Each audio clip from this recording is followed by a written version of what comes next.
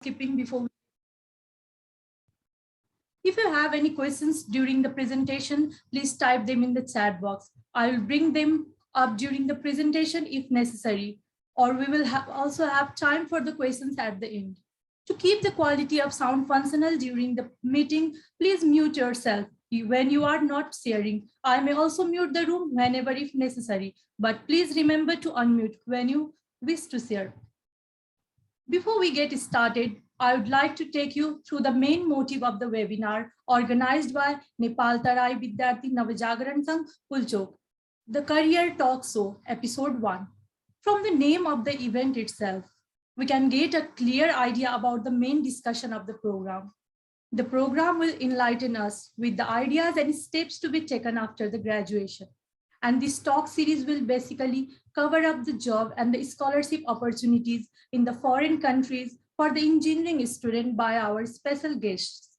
They will be sharing their experiences which led them to reach their heights. Now, I would like to start this event by requesting our expected dignitaries to take their seats. Now I would like to introduce our guest speakers for the today's event.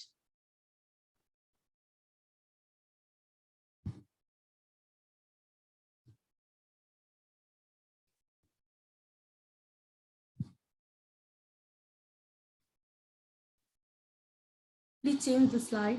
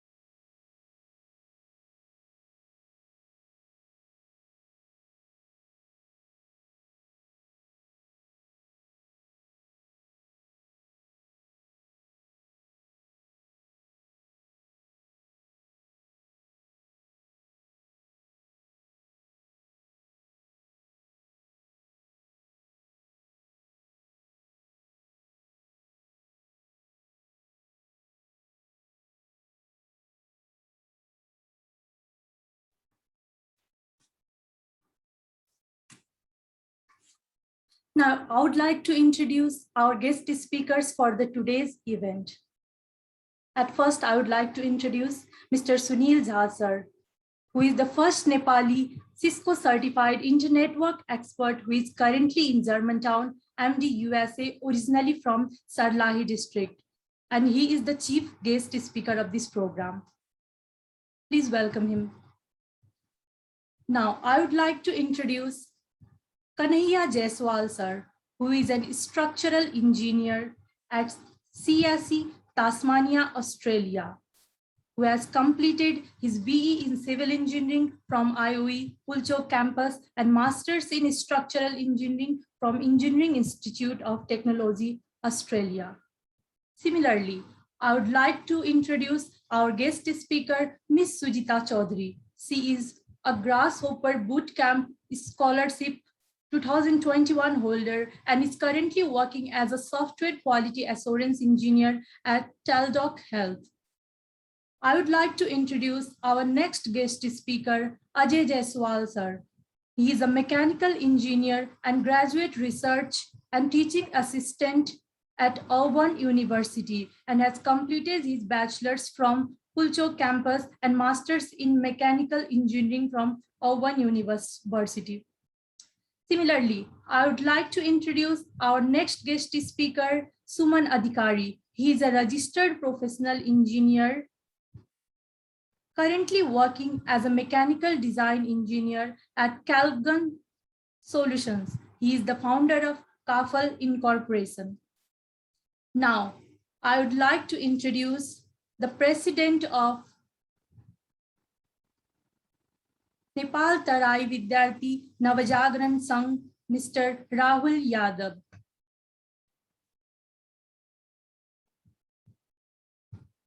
This is the slide introduction of our guest speakers. We will start our event within 1 minute.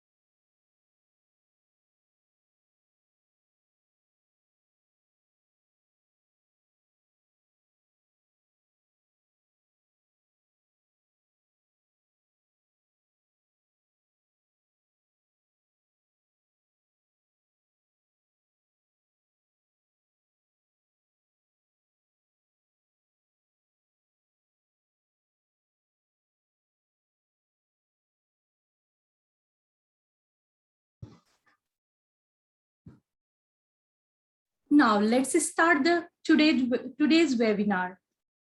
At first, I'm profusely excited to request Mr. Sunil Jha sir, the first Nepali Cisco certified internet Nepali बोल्न मिल्दैन दिदी which currently in Germantown, MD USA, to present his speech.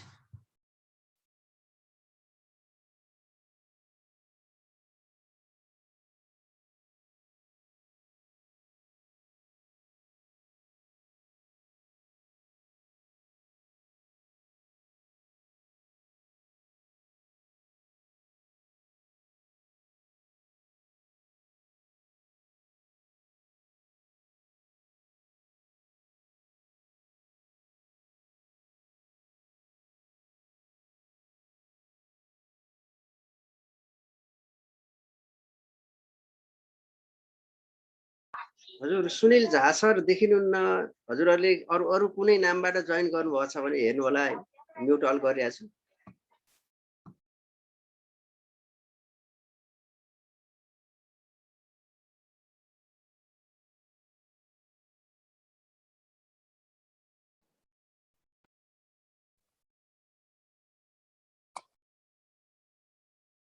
Sir एकचोटि आफ्नो hand चाहिँ raise गर्नु होला है हामीले देख्न सकेनौं हजुरलाई को होस्ट बनाउनु छ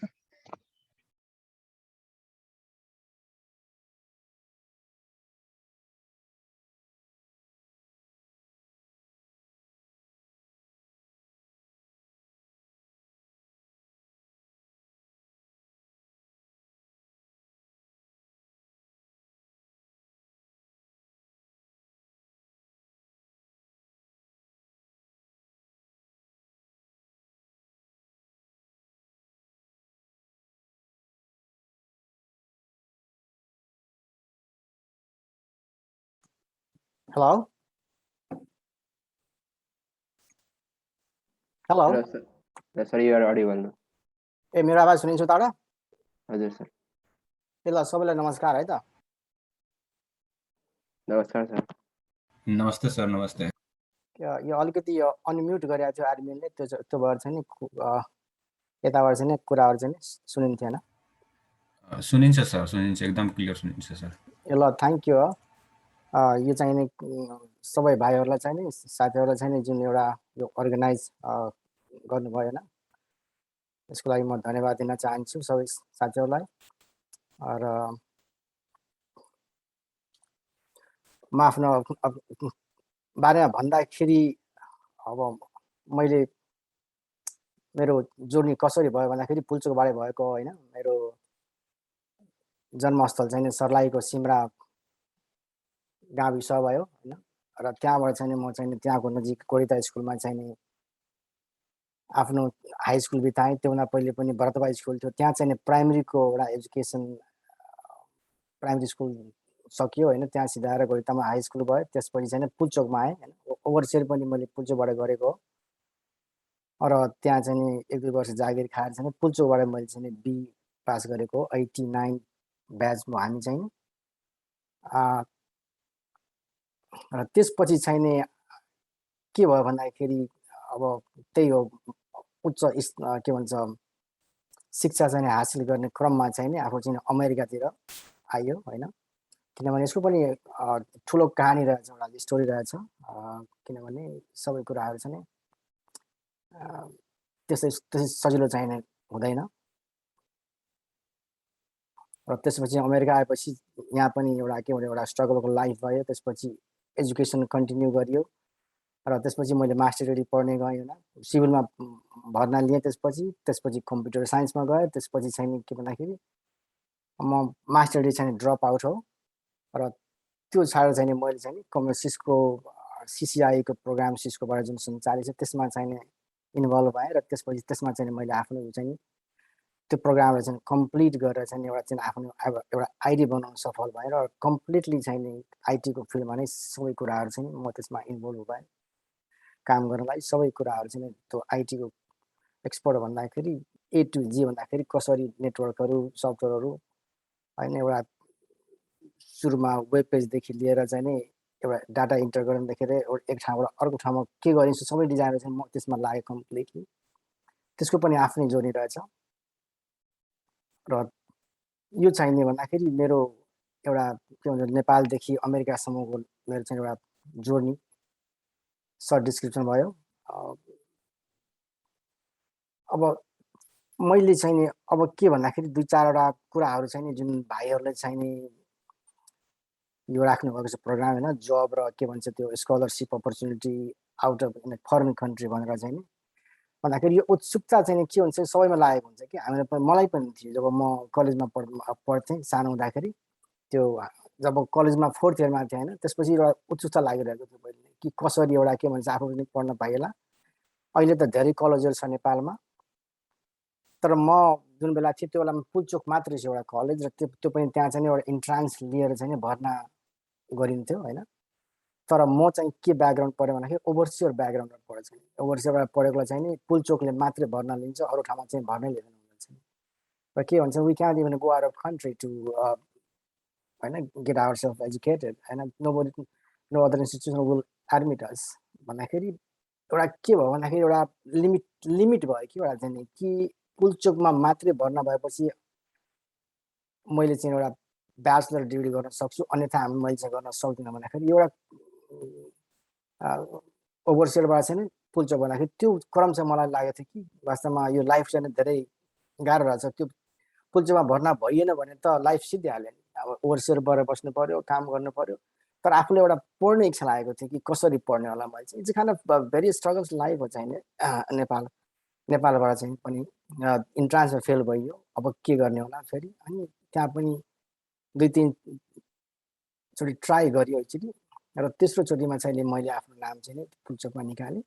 पुल्चोकमा भन्दा पनि एउटा एकदम स्ट्यान्डर्डको कलेज हो त्यो चाहिँ भन्दा कि विद्यार्थीको ट्यालेन्टलाई चाहिँ के भन्छ एउटा परीक्षा लिएर पास गरेर चाहिँ राम्रो विद्यार्थीलाई चाहिँ एउटा एडमिट गर्ने जुन एउटा प्रावधान चाहिँ पुल्चोकमा इज भेरी स्ट्यान्डर्ड हो, त्यो चाहिँ मान्नुपर्छ। जुन त्यहाँको मैले एउटा शिक्षाक्रम देखेँ होइन, एउटा कि जब हाम्रो टेस्ट भयो पुल्चोकको बी इन्ट्रान्समा, अनि 2 दिन त त्यो बी इन्ट्रान्सको टेस्ट गर्ने त्यो जम्मै प्रशिक्षकहरूलाई चाहिँ नि कोठामा बन्द गरेर चाहिँ 22 दिन चाहिँ नि बाहिर निस्कन दिनु भन्दाखेरि त्यो चाहिँ एउटा फेयर रूपमा भयो कि एउटा प्रत्येक विद्यार्थीले एउटा फेयर पाएर जसले जस्तो गरेको छ उसको रिजल्ट चाहिँ त्यो क्रममा आउने भयो कि त्यो भएर चाहिँ एउटा चाहिँ आफूलाई पनि एउटा चान्स भयो। अन्यथा त्यो चान्स पाउनु पनि गाह्रो छ भन्दाखेरि यो अहिलेको दुनियाँमा चाहिँ नि you have to be very smart होइन। र जब फेयर सिस्टम फेयर भएन भने के हुन्छ भने राम्रो मान्छेलाई चाहिँ के हुन्छ चान्स चाहिँ पाउँदैन, उसले चाहिँ चान्स चाहिँ गुमाउँदो रहेछ। र जुन तपाईहरुको आज उत्सुकता छ हैन आज ब्याचलर म पनि ब्याचलर त्यो बेलामा पुगेको थिएँ र अब त्यहाँ ब्याचलर भएपछि त जागिर हैन लोकसेवामा पास गरेर जागिर खाइन्छ या कुनै प्राइभेटमा जोइन गरेर जागिर खाइन्छ तर मेरो उद्देश्य चाहिँ के भयो भन्दाखेरि एउटा अमेरिका आउनेतिर मोटिभेट गर्यो मलाई चाहिँ हैन भन्दाखेरि एउटा जर्नी लाइफको जर्नी के हुन्छ तपाईको संगतले बनाउँदो रहेछ वाट तपाईको सराउन्डिङ कस्तो छ हैन what kind of idea and view you are influenced with and what you are trying to be in the life in the future that is more important एउटा जोड्नेको छैन मेरो पनि त्यो जोड्ने भएको थियो कि अब ब्याचलर गरियो जागिर खान जाने हो कि विदेश पढ्न कहाँ जाने हो कि कुन ठाउँमा किन आफ्नो बुवासँग पैसा छैन आफूसँग and I can afford to go out of country भने मैले यो त ड्रिम भन्ने कुरा एउटा मैले त मेरो इट्स बियोन्ड ड्रिम हुन्छ मेरो लागि एउटा अमेरिका भन्ने कुरा त्यो बेलामा मेरो लागि त सपनाभन्दा बाहिरको कुरा हो तर मैले चाहिँ नि के जोड्ने ल्याएको थिएँ भन्दाखेरि म 2nd कि 3rd इयरदेखि नै मैले चाहिँ नि म जहाँ बस्थेँ मेरो घरपट्टि चाहिँ नि उसको छोराहरू चाहिँ अमेरिका आएको थिए अनि मैले सोधेँ कि तपाईँको छोरा कसरी अमेरिका गएको अनि उहाँले चाहिँ बाउ यिनीहरू त सेन्ट के भन्छ जेबेरमा पढेको रे अनि चाहिँ नि अमेरिका गयो भन्दाखेरि मलाई थाहा भएन मलाई भन्दाखेरि इङ्ग्लिस बोल्ने मान्छे मात्रै पो अमेरिका जानु रहेछ अरूलाई त जानै मिल्दैन जस्तो लाग्यो मलाई त अब के गर्ने होला भन्दाखेरि त्यो एउटा टफेल र जिआरईको एउटा के हुन्छ टेस्ट हुन्छ अरे अनि त्यसपछि you have to go and take that test and then you can correspond with the universities if they admit you then you can go त्यस्तो प्रोग्राम रहेछ हामीलाई चाहिँ त्यो थाहै रहेछ त्यो चाहिँ त्यो बेलामा चाहिँ पुल्चोकमा चाहिँ मलाई त्यो कुराहरु चाहिँ केही पनि थाहा भएन किनभने हामी चाहिँ इन्फर्मेसन चाहिने के हुन्छ नजाने गरे बसिरहेको हुन्छौँ र त्यो भए पनि त्यो कुरा जब थाहा भयो मलाई अनि मैले 2nd इयरदेखि एउटा नयाँ के भन्छ त्यो इङ्ग्लिसको वातावरण चाहिँ मैले तयारी गर्ने प्रयास गरेको थिएँ जुन भाइहरु आज एउटा सोच्दै हुनुहुन्छ कि म यहाँ हामीहरु चाहिँ यहाँ ब्याचलरमा पढिरहेका छौँ भोलि गएर के गर्ने मेरो पनि त्यही प्रावधान थियो जब मैले त्यो कुरा थाहा पाएँ अनि मैले एउटा टाइम चाहिँ आफ्नो उतातिर लगाइदिएँ कि ताकि मैले पनि एउटा के भन्छ इङ्ग्लिसलाई सिकेर राखौँ टफेल दिएर राखौँ कहीँ भयो भने अमेरिका ठुलो कुरा हो हाम्रो लागि भन्दाखेरि मैले एउटा आशाले तर अब हुन्छ हुँदैन त्यो चाहिँ मलाई थाहा थिएन भन्दाखेरि हामी एउटा फ्युचरमा के हुन्छ एउटा आशा लिएर बसेको थिएँ मैले किनभने यो पनि एउटा के भन्छ एउटा ईश्वरीय कृपा पनि हो हैन you try your best and God will do the rest भन्दाखेरि हामीले प्रयास मात्रै गर्ने हो तर प्रयास भन्दाखेरि एउटा चाहिँ पुरा मनले गर्ने हो यो होइन कि के हुन्छ हुँदैन हैन पुरा मनले गर्ने हो सफलता भन्ने कुरा त्यो समय आएपछि मात्रै थाहा हुन्छ र त्यही जोड्ने क्रममा चाहिँ नि यस्तो भएको हो र अरू कुरा पनि छ किनभने म त्यो बेला म ब्याचलर डिग्री पढ्दाखेरि मेरो अरू साथीहरू पनि इन्जिनियरिङमा प्लान गए कि रसियामा गए कुनै अरू कन्ट्रीमा गए अनि मैले चाहिँ के हुँदाखेरि उनीहरू मेरो डेरामा आएर बस्थे अनि मैले चाहिँ उनीहरूलाई चाहिँ के एउटा ड्रप गर्न जान्थेँ कि एयरपोर्टमा अनि त्यो हुँदाखेरि मलाई पनि एउटा फिलिङ लाग्यो कि हो मैले पनि एक दिन यस्तो पढ्न पाएँ एयरपोर्टमा जान पाएर विदेश जान पाएँ हुन्थ्यो कि भनेर चाहिँ एउटा सपना लागेको थियो कि एउटा कि वास्तवमा र त्यसले के भन्दाखेरि मोटिभेट गर्यो मलाई चाहिँ एउटा वास्तवमा एउटा कि एउटा केही गरौँ भन्ने कुरा सपना त हुन्छ सबैको you can dream anything you want but what happens if you don't work accordingly you have to meet the demand and you have to work yourself you have to put yourself to that path हामीले चाहिँ एउटा dream मात्रै होइन कि त्यो ड्रिमलाई गर्ने सपनालाई नै कर्मको आधारमा चाहिँ हामीले गर्नुपर्छ र त्यही कुरा सम्झेर चाहिँ मैले चाहिँ अमेरिका आउने क्रमलाई चाहिँ मैले पुरा इङ्ग्लिसको तयारीहरू चाहिँ गरेको थिएँ र पछि आएर यो जोड्ने मेरो सफल भयो र यहाँको पनि अनेकौं कहानी छ हैन एउटा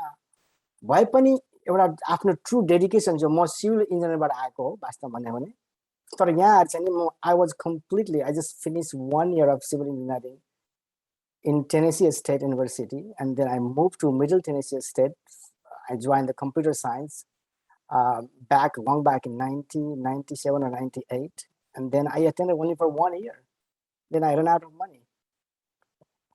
के भन्छ कि अमेरिका कलेजमा आइयो हैन पैसा एक वर्ष खर्च गरियो पैसा पुगेन त्यसपछि चाहिँ नि एभ्रीथिङ इज के भयो भन्दाखेरि सबै कुरा आउट अफ ट्र्याक हुने भयो अनि त्यसपछि पनि अनेकको जर्नी छ भए पनि मैले चाहिँ नि के भन्दाखेरि एउटा हिम्मत चाहिँ हारेन कि अमेरिकामा आएपछि यु हेभ टु बी सबभन्दा ठुलो कुरा के भन्दो रहेछ कि विद्या भन्ने कुरा सबभन्दा ठुलो एउटा आँखा हो कि नास्ति विद्या समम चक्षु भन्छ विद्या जस्तो आँखा संसारमा कुनै पनि छैन हामीले आँखाले देख्न सक्ने कुरा चाहिँ त विद्याले देख्न सक्ने कुरा आँखाले कहिले पनि देख्न भन्दाखेरि त्यो विद्या भन्ने कुरा चाहिँ अध्ययन क्रम चाहिँ मेरोमा चाहिँ अलिक जिज्ञासा बढी भएको थियो सुरुदेखि नै किनभने यो कुराहरूमा हामीले चाहिँ हाम्रो एउटा आँखा नदेख्ने एउटा कविजी काका हुनुहुन्थ्यो सानोमा गाउँमा उहाँले चाहिँ हामीलाई सबै कुरा रामायण र महाभारतको स्टोरीहरू चाहिँ धेरै सुनाउनु भएको थियो र यो क्रम चाहिँ उहाँले जब हामी म चाहिँ करिब करिब हाई स्कुलमा थिएँ होइन करिब 8-9 वर्षको उमेरमा त्यो बेलादेखि शिक्षा त्यो कुराहरू चाहिँ सिकाउनु भएको थियो र मलाई चाहिँ त्यो कुराहरू चाहिँ याद थियो किनभने एजुकेसन जहिले पनि हामी चाहिँ अप टु डेट हुनुपर्छ र त्यही क्रममा चाहिँ भाइहरूलाई चाहिँ म के भन्न चाहन्छु भने जुन एउटा अर्गनाइज गर्नुभयो तपाईँहरूले एउटा चाहिँ त्यसको लागि चाहिँ म धन्यवाद दिन्छु र जहिले पनि एउटा सिक्ने जिज्ञासा गर्नुहोस् होइन एउटा ड्रिम राख्नुहोस् एउटा चाहिँ राम्रो सङ्गति गर्ने प्रयास गर्नुहोस् र लाग्छ कि तपाईँहरूको पनि एउटा भावना मनोबल के हुन्छ पुरा हुनेछ र जहिले पनि आफूलाई चाहिँ कर्तव्य चाहिँ परायण बनाउनुहोस् कर्तव्यलाई विमुख नहुनुहोस् होइन ड्युटी भनेको ड्युटी हो तपाईँ जहाँ पनि गर्नुहोस् होइन वर्क इज वर्सिप र तपाईँ चाहिँ ट्रु डेडिकेटेड हुनुहुन्छ भने कुरा your success will be there on your way हामी you don't have to worry about this त्यही बिचमा हामी चाहिँ परेका छौँ र म सबै भाइको लागि चाहिँ यही के भन्छ एउटा आशा गर्छु कि सबैले चाहिँ एउटा नयाँ शिक्षा होइन विदेशमा पाउने चाहिँ के एउटा चाहिँ पाओस् र सबैले चाहिँ एउटा नयाँ जोड्ने दिएर चाहिँ नेपाललाई चाहिँ के माथि चाहिँ अझै माथि उठाउने प्रयास गरोस् म त्यही शुभकामनाको साथ चाहिँ म आफ्नो यो 2 शब्द अन्त गर्छु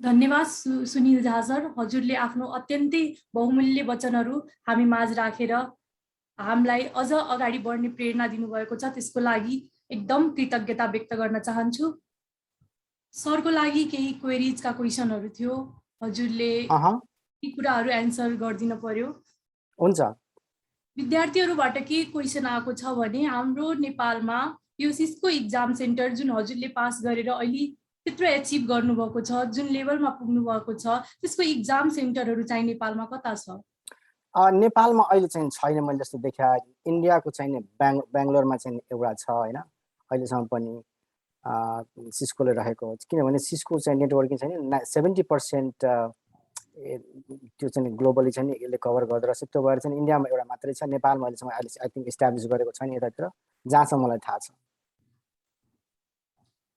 हजुरको लागि अर्को क्वेशन पनि रहेको छ नेपालमा नेटवर्किङको स्कोप कति छ कि यो नेपालमा हामीले जुन फरेनमा अहिले यसको स्कोप धेरै छ भन्छन् कि त्यो स्कोप चाहिँ नेपालमा पनि हामीले यो ल्याउन सक्छौं त्यसरी नै हामीले पनि नेपाललाई डेभलप गर्न सक्छौं भन्ने क्वेशन आएको छ यसको एन्सर दिन चाहनुहुन्छ अब नेपाल नेटवर्किङ भनेको त हेर्नुस् नेपाल हामीले डेभलपिङ कन्ट्री हो हामीले चाहिने नेटवर्किङ किनभने यो नेटवर्किङ भन्ने कुरा नै के छ भन्दाखेरि टेक्नोलोजीमा पर्यो के भन्दाखेरि सबै कुराहरू चाहिँ नि नेपाल त हाम्रो नेपालमा सबै कुरा चाहिँ कनेक्ट गर्ने नेटवर्क हो जस्तो कि सबै हस्पिटलहरू जोड्ने काम भन्नुहोस् या सबै पुलिस डिपार्टमेन्टलाई एक ठाउँमा जोड्ने काम भन्नुहोस् यो सबै प्रदेशहरूलाई एक ठाउँमा जोड्ने काम गर्नुहोस् सबै हस्पिटलहरूलाई चाहिँ एक ठाउँमा जोड्ने काम गर्नुहोस् होइन ब्याङ्किङहरूलाई चाहिँ एक ठाउँमा जोड्ने काम गर्नुहोस् यो सबै कामहरू तपाईँले एउटा प्रोजेक्ट इस्टाब्लिस गर्नु भने हाम्रो नेटवर्किङको डिमान्ड त ह्युज छ र त्यो कुरा चाहिँ नि सरकारमा फरक पर्छ उसले के प्राथमिकता दिन्छ होइन तपाईँले त्यसलाई इम्प्लिमेन्टै गर्नु भने त यो त बेकार भयो तपाईँको लागि भन्दाखेरि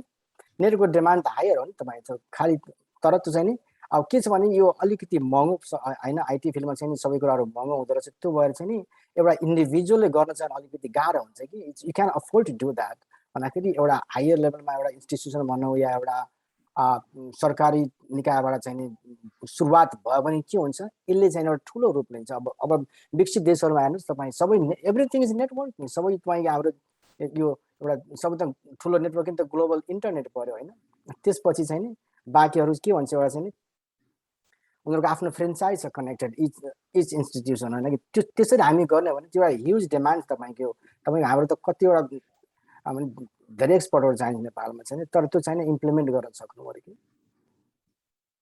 धन्यवाद सर अर्को क्वेशन पनि एउटा रहेको छ How do you develop the patience, willpower, and mental fortitude required to achieve such a high position? It's kind of सबभन्दा त्यो चाहिँ नि एउटा एकदम ठुलो कुरा गरेँ, एकदम ट्रु कुरा गर्नुभयो। किनभने यो सबै कुरा चाहिँ नि मैले तपाईँलाई पहिले पनि भने कि म सानो हुँदाखेरि मेरो काकाले त्यो काका चाहिँ नि त्यो रामायण महाभारत उहाँ चाहिँ ज्ञाता हुनुहुन्छ। उहाँले हामीले सधैँ भन्नुहुन्छ एउटा श्लोक चाहिँ नि, हानि लाभ जीवन मरण जसो विधि हात भन्नुहुन्थ्यो कि किनभने यो धरतीमा जन्मेपछि हैन, अब मरण पनि ईश्वरको हातमा छ, हानि र लाभ पनि उहाँको हातमा छ, र जस र अपजस पनि उहाँकै हातमा छ भन्दाखेरि सबभन्दा ठुलो कुरा हामीले गर्ने कुरा के हो भन्दाखेरि ईश्वरसँग प्रार्थना गर्ने हो। र हामी ईश्वरले चाहिँ हामी सबैले चाहिँ एउटा के सुबुद्धि दियोस्, एउटा हाम्रो बाटोमा सफलता दियोस्, त्यो चाहिँ प्राथमिक चाहिँ त्यो चाहिँ सबभन्दा पहिला हामीले गर्ने हो। किनभने हाम्रो कर्मको सुरुवात पनि त्यो प्रार्थनाबाट हुन्छ हैन। कर्म त कति छ हामीले गर्ने कि हैन, जे पनि गर्न मिल्छ, तर त्यो गर्ने भित्रमा क्षमता हामीमा हुँदैन। र त्यही कुराको सुरुवात कहाँ प्रार्थनाबाट हुन्छ। तपाईको प्रार्थना नै के भन्छ कर्मको सुरुवात गर्छ। त्यहाँबाट गर्नुस्, तपाईको के भन्छ कर्म के भन्छ कुनै कर्म गर्न क्षमता पाउनु हो भने त्यो ठुलो कुरा हो। कि मैले त्यही गरेको, मेरो पनि एउटा आफ्नै कहानी छ। म यहाँसम्म आएको कहानी चाहिँ पनि त्यही हो। पढ्न पाउँथेन, म पनि हरेक दिन रुन्थे र प्रार्थना गर्थे ईश्वरलाई कि मलाई पनि पढाइदेऊ भनेर चाहिँ। तर के भयो भन्दाखेरि जीवनको अर्कै मोड भयो कि होइन, बाटो अमेरिका आउने क्षमता थिएन, त्यही पनि अमेरिका आइयो हेर्नुहोस् होइन। एउटा आफूलाई चाहिँ नि स्कुलबाट फ्यालिदियो, सडकमा पुग्यो, फेरि गएर हामी चाहिँ के भन्छ यो सिसिआई पास गरेर हेर्नुहोस् भन्दाखेरि एउटा ईश्वरकै देन भन्नु पर्यो। एउटा तपाईँले एउटा के भन्छ आफू ताक्छ मुडो होइन, बन्चरो ताक्छ गुडो भन्दाखेरि हामीले एउटा कुरा गर्ने प्रयास गर्छौँ, अर्को भइदिन्छ भन्दाखेरि र त्यही कुरा हो कि अर्को जुन हुन्छ त्यो राम्रो होस्, ईश्वर हाम्रो साथमा होस्। र त्यो र यो कुराहरू जब तपाईँ एउटा केही एचिभ गर्न चाहन्छ, एउटा सफलता भन्ने कुरा ईश्वरको कृपा बिना हुन धेरै गाह्रो छ। धन्यवाद सर। र एउटा अन्तिम क्वेसन चाहिँ हजुरको माझ राख्न चाहे। एउटा एभरेज स्टुडेन्टले यो सिस्को इक्जामको लागि आफूलाई कसरी मोटिभेट गरोस् र एउटा एभरेज स्टुडेन्टले चाहिँ यो कसरी पास गर्न सक्छ भन्ने क्वेसन रहेको छ। यो सिस्को इक्जाम यसमा धेरै लेभलहरू छ होइन। एउटा सानो लेभल छ, मिडियम लेभल छ, तर यो सिसिआई लेभल भनेको एक्सपर्ट लेभल, धेरै हाइएस्ट सबभन्दा हाइएस्ट लेभल हो। त यो चाहिँ नि के भन्दाखेरि यो चाहिँ नि ल्याबको इक्जाम पऱ्यो कि पढेर भन्दा पढेर जानिन्छ भन्छ नि हाम्रो नेपालमा, हाम्रो नेपालीमा होइन। त्यो कुरा चाहिँ नि यसले जान्न खोज्यो कि तपाईँले चाहिँ नि यो डिभाइसहरूलाई कसरी कनेक्ट गर्न मिल्छ, नेटवर्किङलाई कसरी इम्प्लिमेन्ट गर्न मिल्छ, सबै कुराहरू टेस्ट गरेर चाहिँ नि अनि मात्रै तपाईँले त्यो ल्याब पास गर्न मिल्छ कि धेरै गाह्रो टेस्ट चाहिँ नि। सबभन्दा ठुलो कुरा फोकस गर्नै गाह्रो भन्दाखेरि it takes lot of time. तपाईँको कम्प्युटरमा बसेर 24 घन्टा होइन, महिनौ दिन प्र्याक्टिस गर्नु भनेको धेरै गाह्रो काम। र त्यस्तो कामको एटिच्युड छ भने, एउटा साहस छ भने, गर्ने क्षमता छ भने यो टेस्ट चाहिँ कुनै गाह्रो होइन। You can every one can do it होइन। एउटा मैले गर्न सक्छु भने अरूले पनि धेरैले गर्न सक्छ, किन गर्न सक्दैन। तर गर्ने चाहिँ त्यो एउटा बानी बसाल्नु पर्यो, आफूले डेडिकेटेड हुनु पर्यो, समर्पण गर्नु पर्यो होइन। एउटा गरेछ एउटा कुरा मन चाहिँ अर्कोमा लाग्यो भने त्यो कहिले पनि हुँदैन भन्दाखेरि यो चाहिँ एउटा फोकसको एउटा टेस्ट हो कि तपाईँको फोकस कति छ कुनै पनि फिल्डमा होइन। त्यो भएर चाहिँ सबभन्दा ठुलो कुरा हाम्रो मनलाई चाहिँ कन्ट्रोल गरेर कुनै काममा फोकस गर्यो भने त्यो सबभन्दा ठुलो हाम्रो एचिभमेन्ट हुन्छ कि हरेक ठाउँमा चाहिँ हाम्रो मन चाहिँ नबरालियोस् जहाँ पनि। Thank you so much Jha sir. हजुरले हामीलाई कर्म नै पूजा हो भन्ने एउटा भाव जगाएर हामी माझमा धेरै राम्रो कुराहरू भन्नुभयो। अब यिनी कुराहरूले हामी पनि यसलाई प्रेरणाका रूपमा लिएर अगाडि बढ्न प्रयास गर्नेछौँ। हजुरलाई धेरै धेरै धन्यवाद। अब भने हाम्रो अर्को स्पिकरको पालो रहेको छ र अर्को गेस्ट स्पिकर हुनुहुन्छ mister Kanhaiya Jaiswal sir, who is a structural engineer at CSC Tasmania, Australia. यदि हजुर हुनुहुन्छ भने एकचोटि ह्यान्ड रेज गरेर। सर हुनुहुन्छ?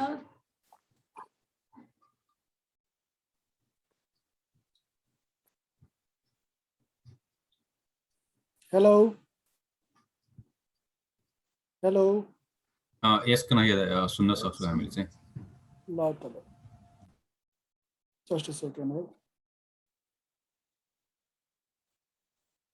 हेलो एभ्रिवान होइन, मेरो नाम कन्हैया जायसवाल। मैले सुरुमै सरकारी स्कुलबाट आफ्नो 10 पास गरेँ गाउँबाटै। त्यो धनुषा जनकपुरको गाउँ सबैला भन्ने ठाउँबाट म छु ओरिजिनली। अनि त्यो पछि मैले डिप्लोमा इन सिभिल इन्जिनियरिङ गरेँ WRC पोखराबाट। अनि त्यो सकेपछि मैले ब्याचलर पुल्चोकबाट गरेँ। अनि मेरो पनि एउटा सपना थियो, हरेक मान्छेको एउटा सपना हुन्छ होइन, के गरौँ भनेर फ्युचरमा। मेरो पनि थियो एउटा ड्रिम, मेरो पनि US जाने ड्रिम थियो होइन। अनि फर्स्टमा मैले GRE प्रिपेयर गर्न लागेँ, तर त्यतिकै मैले BA गर्नु पर्ने भयो होइन। BA गरेँ, वाइफ मेरो आर्यन। अनि त्यो भएपछि US मा स्कोप छ कि छैन भनेर कन्फ्युज भएर होइन। अनि हेरेँ आर्यनको राम्रो स्कोप छ। अनि मैले अस्ट्रेलिया ट्राई गरेँ, अस्ट्रेलिया आए पनि होइन। मलाई थाहा थियो सिभिल इन्जिनियर भएपछि जहाँ पनि सेटल भइहालिन्छ। अनि कपाल एज अ हेरौँ भनेर अस्ट्रेलिया छिरेँ। अस्ट्रेलिया आएपछि मैले अब आफ्नो होइन त्यो स्लाइड मार्फत आफ्नो एक्सपिरियन्स सेयर गर्छु होइन, कसरी आउने, के गर्नुपर्छ, हाउ टु प्रिपेयर होइन यो सेयर भनेर म स्लाइडबाट गर्छु है। अब हेलो एभ्रिवान, मेरो नाम कन्हैया जयसवाल होइन। म जनकपुर नेपालबाट, currently I am in Australia होइन। अस्ट्रेलियाको मैले टास्मानिया भन्ने ठाउँमा छु। अनि फर्स्टमा होइन मैले scope of civil engineering in Nepal and अरू कन्ट्रीमा होइन विदेशमा कस्तो स्कोप छ भनेर मैले भने होइन। स्कोप भन्दा होइन हाम्रो के फिल्डमा काम गर्न सकिन्छ, जस्तै as a civil engineer consulting civil engineer हुनसक्छ अस्ट्रेलियाको रिस्पेक्टमा है। मैले भनिरहेको छु यहाँ कन्ट्र्याक्टिङ सिभिल इन्जिनियर होइन, एउटा कन्सल्टिङ भयो भने कन्सल्टेन्टको सिभिल इन्जिनियर हुन्छ, कन्ट्र्याक्टर बिल्डरको सिभिल इन्जिनियर भयो भने कन्ट्र्याक्टिङ सिभिल इन्जिनियर हुन्छ, अर्को साइट इन्जिनियर भयो होइन, स्ट्रक्चरल इन्जिनियर मास्टर्स गरेर भइन्छ होइन। अनि इन्जिनियर जियोले मास्टर्स जियोलोजीमा गर्नु पर्यो, त्यो गरेपछि इन्जिनियर जियोलोजिस्ट। अर्को छ बिल्डिङ सर्भिस इन्जिनियर, यहाँ बिल्डिङ कोड यहाँको बिल्डिङ डिपार्टमेन्टबाट तिम्रो एप्रुभल लिएपछि बिल्डिङ सर्भिस इन्जिनियर भइन्छ। अर्को इन्भाइरोमेन्टल कन्सल्टेन्ट, अर्को क्वान्टिटी सर्भेयर र स्ट्रक्चर ड्राफ्टमा। अनि हामीले स्कोपको कुरा गर्दा होइन एउटा क्वेसन पनि भाइले मलाई पठाउनु भएको थियो कि स्कोप कस्तो छ विदेशमा होइन। मैले एउटा इक्जाम्पल थ्रु भन्छु होइन। कोभिड आयो, हाम्रो हरेक वर्ल्डमै कोभिड आएछ।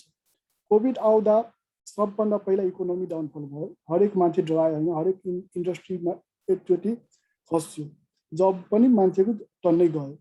तर कुनै गभर्मेन्ट, अस्ट्रेलियन गभर्मेन्टले के गरेछ कि फर्स्टमा इकोनोमी कसरी रन गर्ने, इकोनोमी रन गर्न उसले के गर्यो, $40,000 छ नि, आफ्नो घरको मेजर रिनोभेसन गराऊ या घर किन, $40,000 म तिमीलाई ग्रान्ट दिन्छु। त्यो हुने बित्तिकै उनीहरूले के गरेछन् कि वर्क अब घर मान्छे त अब जसरी पनि अब 40,000 पाउनु पर्यो भनेर उनीहरूले घर बनाउन स्टार्ट गर्यो। अब घर किन्न, घर यो भएपछि तिम्रो घर बनाउन लागि वर्कफोर्स त चाहियो, वर्कफोर्स चाहियो, मेटेरियल चाहियो। त्यसैले वर्कफोर्स रन भयो, इन्डस्ट्री पनि रन भयो, किनकि मेटेरियल प्रोडक्सन लागि इन्डस्ट्री चाहियो। मनी इन्भेस्टमेन्ट स्टार्ट हुन भयो, इन्भेस्टमेन्ट स्टार्ट हुने बित्तिकै यहाँको इकोनोमी ब्याक टु ट्र्याक भयो। अहिले यहाँको छ नि कन्स्ट्रक्सनमा मात्रै मोर देन 10 पहिला जुन थियो नि 10%, मोर देन 10% ग्रोथ रेट छ। त्यसैले स्कोप होइन, कुनै पनि कन्ट्रीको इकोनोमी यदि रन गर्नु छ भने कन्स्ट्रक्सन इन्डस्ट्रीलाई रन गर्नै पर्छ। त्यसैले हाम्रो सिभिल इन्जिनियरको जब र स्कोप छ नि, जुनसुकै डेभलप कन्ट्री होस्, अन्डर डेभलप कन्ट्री होस्, डेभलपिङ कन्ट्री होस्, स्कोप इन्डेक्स छ। तर हामीले छ नि अब विदेशको अस्ट्रेलिया, US अरू ठाउँमा जाँदा छ नि सबभन्दा ठुलो प्राइम कुरा मैले मान्छु नि एउटा सब्जेक्ट सेलेक्सन। अब जस्तो छ नि कति हामी सरकारी, मैले आफै सरकारी स्कुलको छु होइन, कति इङ्ग्लिसको लेभल छ नि त्यो नहोला होइन, जुन लेभल चाहिन्छ नि हाम्रो त्यो लेभल नहोला। त्यसैले हामीले एकैचोटि प्रोजेक्ट म्यानेजमेन्ट सब्जेक्ट सिलेक्ट गर्छौँ होइन, त्यो भनेको तिम्रो म्यानेजरियल लेभल छ, इङ्ग्लिसको लेभल त्यतिकै हाई हुनु पर्यो। त्यसैले अब हाम्रो इङ्ग्लिसले भ्याउने के हो, यदि if you are doing designing course होइन, जस्तो मैले स्ट्रक्चरल इन्जिनियरिङ गरेँ, मलाई त अहिले स्ट्रक्चरल एउटा टिमसँग मात्रै कन्सल्ट हुनु पर्यो नि। त्यस्तो एउटा छ नि, आफ्नो एउटा सब्जेक्ट चुज गर्दा पनि आफ्नो छ नि लेभल के हो होइन, त्यो अनुसार चुज गरेको बेटर हुन्छ। र अस्ट्रेलियामा पनि होइन तिम्रो कुन फिल्डमा इजिली जब पाइन्छ सिभिल इन्जिनियरले, यहाँ सरकारी जब काउन्सिलमा होइन एउटा एक्सपिरियन्स अलि 3-4 सालको छ भने जब पाउनु लास्टै इजी। मस्ट हामी साथीहरू छौँ, जति मेरो म्याक्सिमम साथी छन् सबै काउन्सिलमै काम गर्छन्, अर्को कन्सल्टेन्ट भएर थर्ड साइट इन्जिनियर भएर काम गर्न पाइन्छ यो देशमा। नेक्स्ट होइन हाउ टु प्रिपेयर। अब विदेश जानु छैन कसरी प्रिपेयर हुने। अब जस्तो हामी छौँ नि यहाँ फर्स्ट इयरको पनि स्टुडेन्ट छ, फाइनल इयरको पनि स्टुडेन्ट छ। फर्स्ट इजी वे होइन, एउटा फुल चोकमा अपर्च्युनिटी पाउनु भएको छ, केही सब थोक छोडिदिनुहोस्। फर्स्टमा के गर्नुहोस्, बी अ गुड स्टुडेन्ट होइन, ट्राई टु एचिभ होइन हाई स्कोर। त्यो अब इजी वे छ। तिम्रो अब भोलि जब है जस्तै लोकसेवा नै लड्नु पर्यो, चाहियो के आउनु पर्यो, नलेज हुनु पर्यो नि त लोकसेवा लड्न लागि। स्कलरसिपै एप्लाई गर्नु पर्यो। पर्सेन्टेज धेरै भ्यालुएबल कुरा हो, त्यसैले पर्सेन्टेजमा फोकस गर्नु सबभन्दा फर्स्ट कुरा ध्यान दिनुपर्छ। सेकेन्ड होइन नो डिफ्रेन्ट सफ्टवेयर। अब पढेर मात्रै भएन कि सफ्टवेयरबारे पनि नलेज त्यतिकै साथसाथ लिनुपर्छ। जस्तो सफ्टवेयरमा के नेपालमा होस् विदेशमा होस् अटोक्याड कहीँ छुट्दैन। सिभिल इन्जिनियरलाई अटोक्याड भन्ने कुरा कहिल्यै छुट्दैन। त्यो अटोक्याड पनि हामी छ नि एउटा जुन लेभलमा छ नि लाइन सिम्पल अटोक्याडले पनि काम चल्दैन। आज हाम्रो जस्तो युट्युबको जमाना छ, कुनै टिचर पनि चाहिँदैन। तिमीलाई जति नलेज चाहिन्छ नि अटोक्याडमा एउटा लेभलमा ट्रेनरसँग सिक्यो के। त्यो प्रोफेसनल हुन लागि युट्युब हेर्नुहोस्। युट्युबमा अब जस्तो मैले स्ट्रक्चर ड्राफ्टम्यानमा को लागि युट्युबको क्लासै छ के 5वटाको। हरेक सक्दो छ नि टाइम आफ्नो सफ्टवेयरमा छ नि, आज भोलि युट्युबमा हरेक सफ्टवेयरको मजाले छ, सिक्नुहोस् होइन। ट्राई टु बी एक्सपर्ट होइन, आफ्नो फिल्डमा एक्सपर्ट हुन ट्राई गर्नु। सेकेन्ड सफ्टवेयर मैले फोकस अब स्याप छ र इट्याब छ होइन, सक्दो इट्याबमा फोकस गर्नु। सिभिल इन्जिनियर स्टुडेन्ट भएपछि इट्याब र स्याप नआएपछि कामै छैन। त्यसैले सुरुमा आफूलाई कसरी प्रिपेयर गर्दा यो सफ्टवेयरहरूमा ध्यान दिनुहोस् होइन। अटोक्याड, इट्याब, स्याप र सिभिल 3D रोडहरूको हाइवेहरूको अब नेपालमा राजमार्गहरूको हाइवे अर्को सफ्टवेयर युज गर्छ। तर मैले बाहिर के पाएँ म्याक्सिमम युएस होस् या अस्ट्रेलिया होस्, साथै क्यानाडा पनि काम गर्दैछ। सिभिल 3D भेरी इम्पोर्टेन्ट होइन। सिभिल 3Dमा पनि तपाईँको एक्सपर्ट लेभलको त्यो अलि सिम्पल रोड्सहरू चाहिन्छ। त्यहाँ पनि सक्दो छ नि भिडियोहरू छ नि युट्युबमा जति पनि पाइन्छ भिडियो हेर्नुहोस्। जस्तो पार्किङको डिजाइन भयो, कोरिडोर डिजाइन भयो, यस्ता कुरा हेर्दै गर्नुहोस्। सक्दो टाइम आफ्नो छ नि ब्याचलरको टाइम पढाइ र सफ्टवेयरमा इन्भेस्ट गर्नुहोस्। मैले यही सल्लाह दिन्छु। रेभिट स्ट्रक्चर अहिले नयाँ तपाईँको कन्स्ट्रक्सनमा छ नि, हाम्रो अस्ट्रेलिया पनि अहिले नयाँ सफ्टवेयर आएको छ रेभिट स्ट्रक्चर। सक्दो मान्छेले रेभिट स्ट्रक्चर अटोक्याडलाई अहिले रिप्लेस गर्न खोजेको छ रेभिट स्ट्रक्चरले। यदि तपाईँसँग टाइम छ भने नेपालमा त्यति महँगो पनि छैन इन्स्टिट्युटहरूमा त्यो सफ्टवेयर सिक्नु। टाइम अहिले छ, युटिलाइज गर्नुहोस्, यो सफ्टवेयरहरू फोकस गर्नुहोस्। अनि साइट एक्सपिरियन्स र फिल्ड एक्सपोजर यदि ब्याचलर सकेपछि जति लिन सक्नुहुन्छ लिनुहोस्। अनि अर्को होइन अब पाथ टु हायर स्टडी होइन, इन्जिनियरिङ भएपछि सबभन्दा ठुलो कुरा इन्जिनियरिङ। अब तपाईँहरू ब्याचलर गरेर इन्जिनियर भएर निस्किनुहुन्छ, त्यसैले कुनै कन्फ्युजन छैन कि म सक्सेस हुन्छु। सबै सक्सेस भइसक्नु भयो, त्यसैले फर्स्टमा धेरै टेन्सन लिनु पनि पर्दैन। अब सबको होइन हायर स्टडी र जबमा एउटा छ नि के गरौँ, दुइटै बाटो छ नि। विदेशै बस्नु छ भने दुइटै बाटो बाहिर जान सकिन्छ। हायर स्टडी फर्स्टमै मलाई गर्नु छ जिआरई प्रिपेरेसन गर्नुहोस्, इङ्ग्लिस प्रिपेरेसन गर्नुहोस्। अब पिटी यहाँ अस्ट्रेलिया पनि तपाईँको पिटी आइएल्स यो दुइटै इक्जामबाट हाई स्कोर छ भने मास्टर्स र पिएचडी पनि स्कलरसिप छ। जस्तै क्यानाडामा पनि तपाईँको पिटीमा राम्रो गर्न सक्नुहुन्छ, जस्तै 7 और इच ब्यान्ड 8 ल्याउन सक्नुहुन्छ। राम्रो तपाईँको स्टडी छ भने तपाईँ स्कलरसिप पाउन सक्नुहुन्छ हायर स्टडीको लागि। जबको लागि अब जब मैले होइन मेरो फाइनेन्सियली कन्डिसन राम्रो छैन, ठिकै छ, मलाई जबै फ्यामिलीलाई सपोर्ट गर्नुपर्छ भने ठिकै छ। जबबाट पनि विदेश जाने वे छ। म पछि भिसा कन्डिसन तपाईँलाई भन्छु त्यो जबबाट कसरी जाने। अनि तपाईँले सक्दो छ नि एउटा ब्याकअप प्लान राख्नुपर्छ कि तपाईँको सक्सेस भन्ने कुरा फोकसले पाइन्छ होइन। तर कहिले छ नि हाम्रो अब फोकस गरेको डाइरेक्सन छ नि वे अब तपाईँले छ नि एउटा पाथ म चुज गर्छु होइन, कहिले त्यो पाथै रङ हुनसक्छ क्या हाम्रो। त्यसैले तपाईँको छ नि ब्याकअप प्लान, ल यो छैन यसरी गर्छु, यो भएन अर्को के छ होइन, फ्रस्ट्रेसन नहोस् मान्छेमा। ब्याकअप प्लान सँगै राख्नु। अनि अर्को छ don't get swap by peers. जस्तो छ नि तपाईँको साथी एउटाको इङ्ग्लिस राम्रो छ, सिआरईमा राम्रो गर्छ, उसले स्कलरसिप पाउँछ होइन, तपाईँ उसकोसँग उसलाई हेरेर फ्रस्ट्रेट हुने होइन। तपाईँको ल स्टडी ब्याकग्राउन्ड राम्रो छैन, ओके डजन्ट म्याटर होइन, तर तपाईँले आफ्नो अनुसार छ नि प्लान गर्नुपर्ने हुन्छ। ल प्लान गर्दा पनि पछिको स्लाइडमा मैले भनेको होइन, जस्तो फर्स्टमा मैले स्कलरसिप अलि भनिदिउँ, जस्तो इन्टरनेसनल स्टुडेन्टहरू छन् त्यसको लागि पनि स्कलरसिप छ अस्ट्रेलियामा। कस्तो स्कलरसिप छ 2-3टा मैले भने। जस्तो एउटा छ हाम्रो अस्ट्रेलियन गभर्मेन्टले चाहिँ रिसर्च र ट्रेनिङ स्पेसली यो इन्जिनियरहरूलाई दिने बार हो। र यो छ नि हाम्रो फुल स्कलरसिप, जस्तो 2 इयर पढ्दा छ नि मास्टर्स इन रिसर्च डिग्री गर्दा छ नि, और 3 इयर डक्टरेट गर्दा यो स्कलरसिप पाउँछ। योमा तपाईँले फुल स्टडी र फुल छ नि तपाईँको लिभिङ एक्सपेन्स कोस्ट सबै कभर गर्छ। अर्को तपाईँको छ कमनवेल्थ गभर्मेन्ट युनिभर्सिटी अफ न्युकास्टल। यो छ नि हाम्रो यहाँ अस्ट्रेलियामा म्याक्सिमम अरू कन्ट्रीमा पनि त्यही हो, पिएचडी र मास्टर्सलाई छ नि युनिले नि दिन्छ स्कलरसिप। र एउटा न्युकास्टल भन्ने ठाउँमा छ, यो भनेको गभर्मेन्ट फन्डेड हो, तर त्यो न्युकास्टल मात्रै दिन्छ कि स्कलरसिप। त्यसले पनि तपाईँको एनुअल लिभिङ एलोवेन्स होइन $27,000 दिएर छ नि तपाईँको, यो पनि चेन्ज हुँदै जान्छ। तपाईँको हरेक इयरको छ नि तपाईँको कतिको जस्तो महँगाई कतिको बढेछ के कसरी भएको छैन त्यो अनुसार त्यो हुन्छ।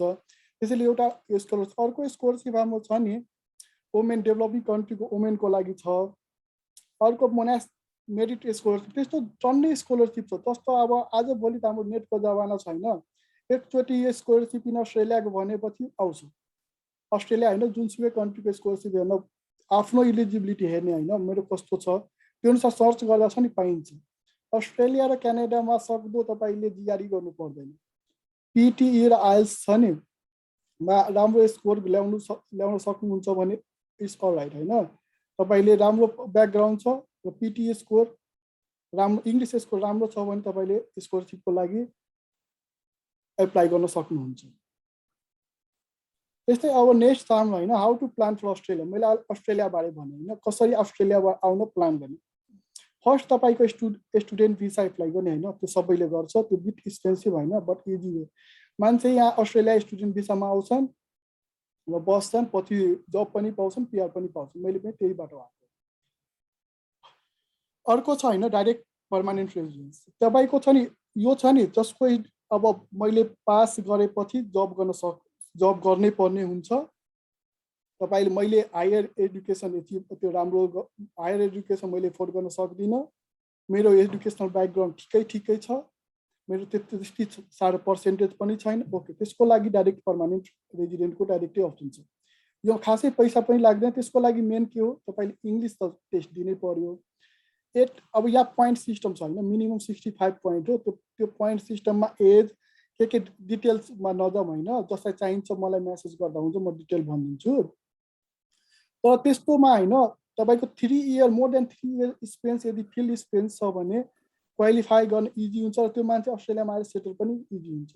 त्यसैले मैले के भन्छु सजेस्ट होइन, मलाई हायर एजुकेसन डाइरेक्ट चाहनु छ भने ओके म डाइरेक्ट जिआरई दिन्छु जान्छु। अदरवाइज अदर अप्सन लिनु छ भने म पहिला एक्सपिरियन्स लिन्छु आफ्नो फिल्डमा। किनकि अरू कन्ट्रीमा पनि गएर डाइरेक्ट तपाईँको पिआर लिएर जानु भएन। अनि तपाईँ आफ्नो फिल्डमा जब खोज्दा चाहिँ नि फर्स्ट खोज्ने भनेको एक्सपिरियन्स नलेज नि, कति तपाईँले सफ्टवेयरको नलेज छ, कति तपाईँसँग एक्सपिरियन्स छ, कुन फिल्डमा एक्सपिरियन्स छ, त्यसले म्याटर गर्छ। धेरै सक्दो छ नि अब फिल्ड एक्सपोजर बढी गरेर होइन यो सेकेन्ड अप्सन युज गर्दा पनि हुन्छ। यस्तो अब मैले जब स्टार्ट गरेपछि म विदेश जाने सपनै पुरा गर्न सक्दिनँ भन्ने पनि हुन्न। आजभोलि यो फेरि option 2 not only for Australia होइन, यो option same to Canada apply हुन्छ। तपाईँले अस्ट्रेलिया र क्यानाडामा राम्रो तपाईँको 3 साल एक्सपिरियन्स छ, पिटीमा H-7 सक्दो 8 छ भने होइन इजिली पर्मानेन्ट रेजिडेन्ट भएर डाइरेक्ट जान पाउनुहुन्छ। त्यसैले यो पनि अप्सन अहिले मैले भर्खर अस्ति मेरो साथी आएको हो यो अप्सनबाट। त्यसैले नेपालबाट टन्नै मान्छे आइरहेको छन् यो अप्सन चाहिँ डाइरेक्ट पर्मानेन्ट रेजिडेन्स लिएर। अनि अब सिभिलमा होइन कुन फिल्डमा ल मैले 3 साल त काम गर्ने, त कुन फिल्डमा काम गर्दा बेस्ट हुन्छ त्यो फर्स्ट मैले भन्छु होइन गभर्मेन्ट सेक्टरमा काम गर्नुहोस्। किनकि अब म्याक्सिमम के हुन्छ विदेश आउँदा ट्रस्ट गर्दैनन् के तपाईँको अरू फिल्डमा काम गर्यो मान्छेले फेक सिभी राख्छन् फेक एक्सपिरियन्स देखाउनु त्यसरी गभर्मेन्ट सेक्टरमा यदि काम गर्नुभएको छ भने होइन त्यो रियल र मान्छेले रियल मान्छ अनि काउन्सिलमा यहाँ गभर्मेन्ट जब एप्लाई गर्दा त्यसले लास्टै राम्रो रोल खेल्छ त्यसै सक्दो गभर्मेन्ट जब एप्लाई गरेको रहेछ नि अरू कन्ट्री जाँदा मान्छेलाई मैले बढी सक्सेस पाएको हेरेको छु यहाँ सरकारी जागिर पाउन सजिलो हुन्छ काउन्सिलहरूमा सेकेन्ड होइन एक्सपेन्स इन रोड हाइवे जस्तो छ नि नेपालमा अहिले ऱ्याप प्रोग्राम छ नि RAP program funded by Australia होइन अस्ट्रेलियाले फन्ड गरेको प्रोग्राम हो त्यो रोडमा रुरल रोडमा खास गरेर काम गर्छ कि यो ऱ्यापले रोडमा त्योमा एक्सपिरियन्स भएको मान्छेहरू राम्रै गर्छन् किनकि कुनै पनि कन्ट्रीमा छ नि तपाईँको रोडमा एक्सपिरियन्स भएको मान्छे मैले थोरै पाउँछु यहाँ पनि मैले स्ट्रक्चर इन्जिनियर भएर काम गरिरहेको छु त्यहाँ हाम्रै टिममा रोड मालिक काम गर्ने मान्छेहरूलाई छ नि अलिक भ्यालु दिन्छ किनकि रोडको प्रोजेक्ट गर्ने यहाँ गर्न लागि सिभिल 3D चाहिन्छ अस्ट्रेलियन स्ट्यान्डर्ड त अलिक गाह्रो भयो नि सिभिल 3Dमा अलि सिभिल 3D भनेको युएसको प्रोग्राम हो त्यसैले त्योमा अलि आफै टेम्प्लेट क्रिएट गरेर हामीले गर्नुपर्ने हुन्छ त्यसैले तपाईँको रोडको छ नि रोडमा एक्सपिरियन्स लिएको राम्रो मानिन्छ अर्को बिल्डिङ साइट इन्जिनियर होइन बिल्डिङतिर गर्दा छ नि तपाईँको बिल्डिङमा साइट इन्जिनियरको काम गर्नुहोस् किनकि बिल्डिङको साइट इन्जिनियर काम पनि यहाँ इजिली पाइन्छ अब मैले भने पर्मानेन्ट रेजिडेन्टको लागि होइन त्योमा पनि के भिसा अप्सन छ हामीसँग जस्तो छ नि ग्लोबल ट्यालेन्ट भिसा तपाईँको अस्ट्रेलियाले के गर्छ अब यहाँ त स्किल माइग्रेसन भन्ने हुन्थ्यो पहिला हामीले त्यसलाई रिप्लेस गरेको छु ग्लोबल ट्यालेन्ट भिसाले तपाईँको यहाँ मान्छेलाई छ नि हाइली स्किल जस्तो इन्जिनियर नर्स डक्टर यिनीहरूलाई छ नि डाइरेक्ट उनीहरूले पर्मानेन्ट रेजिडेन्सी दिन्छ र त्यसको लागि क्वालिफाई मैले माथि भनिसकेँ अप्सन 2मा अप्सन 2 गरेपछि यो लागि क्वालिफाई हुन्छ यो भनेको अब हाम्रो यो यहाँको छ नि फेडरल गभर्मेन्टको स्किम हो ग्लोबल ट्यालेन्ट सेकेन्ड छ नि अब स्टेट स्पोन्सरसिप भिसा सरी यहाँ स्पेलिङ मैले टाइप गरेको स्टेट स्पोन्सरसिप भिसा भनेको तपाईँको जस्तो नेपालमा छ नि स्टेटहरू त्यहाँ यहाँ पनि स्टेट छ अब हरेक कुनै स्टेटलाई अब इन्जिनियर चाहियो नर्स चाहियो उनीहरूले आफ्नै भिसा निकाल्छ त्यो अनुसार तपाईँको 190 छ नि भिसा सब क्लासले दिन्छ यो पनि पर्मानेन्ट रेजिडेन्सी नै हो थर्ड हो रिजनल स्पोन्सरसिप भिसा तपाईँको अब यहाँ पनि रिजनल सेक्टर छ रिजनल भनेको हाम्रो ग्रामीण सेक्टर छ नि रुरल एरिया त्यस्तै यहाँ रुरल एरिया पर्छ रिजनल भनेको यहाँको गाउँ नै हुन्न लेस डेभलपमेन्ट होइन डेभलप कन्ट्री जस्तो छ नि सिडनी ब्रिस्बेन यिनीहरू हाइली डेभलप भयो त्यहाँ क्राउडेड छैन लेस क्राउडेड ठाउँलाई यहाँले रिजनल मानिन्छ अनि त्यो ठाउँलाई डेभलप गर्न लागि यिनीहरूले छ नि भिसा दिन्छन् जस्तो इन्जिनियर आओस् त्यहाँ नर्स आओस् र बसोस् र त्यो ठाउँ डेभलप होस् भनेर दिने भिसा भनेको 491 अनि यो अब तपाईँलाई लाग्छ नि यो 3टा भिसा किन तपाईँको 491मा पोइन्ट इजिली पुगाउन मिल्छ जस्तो 491 एप्लाई गर्नुहुन्छ भने एक्स्ट्रा 15 पोइन्ट दिन्छ 65 पुगाउनु त 50 चाहियो मात्रै स्टेट स्पोन्सरसिप भिसा गर्दा तपाईँले स्टेटले 5 पोइन्ट दिन्छ तपाईँले एक्स्ट्रा आइज म 5 पोइन्ट दिन्छु भनेर ग्लोबल ट्यालेन्ट तपाईँले 1 पोइन्ट पनि दिँदैन तपाईँले आफ्नो ट्यालेन्टले क्वालिफाई गर्ने हो त्यसको लागि पनि 65 मिनिमम क्राइटेरिया छ त्यसैले तपाईँको छ नि अप्सन 2 बाट यो 3टा अप्सनमा आउन सक्नुहुन्छ अस्ट्रेलिया सेकेन्ड होइन ल अरू क्वेसनहरू केही छ भने भन्दा सोध्दा हुन्छ है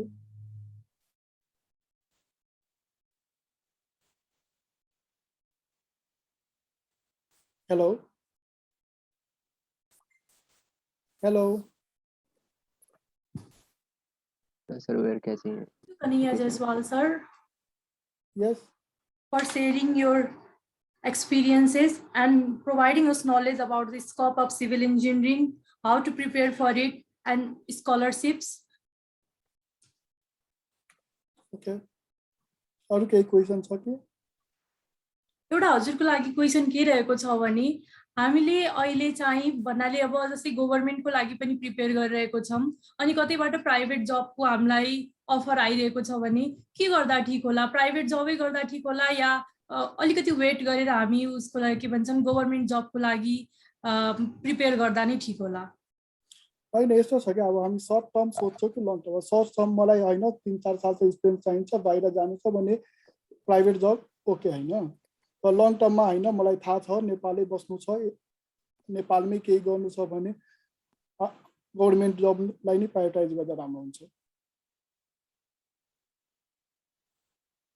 गभर्मेन्ट जब भनेको एउटा छ नि तपाईँको लाइफ स्टेबिलिटी पनि दिन्छ के। अनि अरू कन्ट्रीमा जाँदा पनि तपाईँको गभर्मेन्ट जब भएको मान्छे जाँदा इजी पनि हुन्छ। जस्तो छ नि मैले मेरो एउटा दाइ क्यानाडा जानुभयो होइन, उहाँले गभर्मेन्ट जब गर्नुहुन्थ्यो। त्यो क्यानाडा गएपछि उहाँले छ नि जाने बित्तिकै एउटा सर्टिफिकेट कोर्स गरेर इजिली काउन्सिलमा जब पाउनुभयो। मेरो अर्को साथी अस्ट्रेलियामा छन्, गभर्मेन्ट जब गरेर आए, अस्ति भर्खर काउन्सिलमा जब पाएको छ।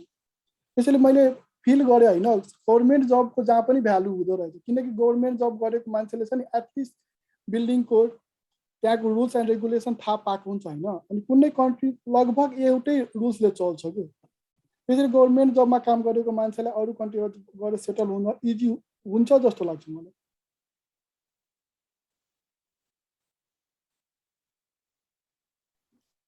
Thank you so much sir.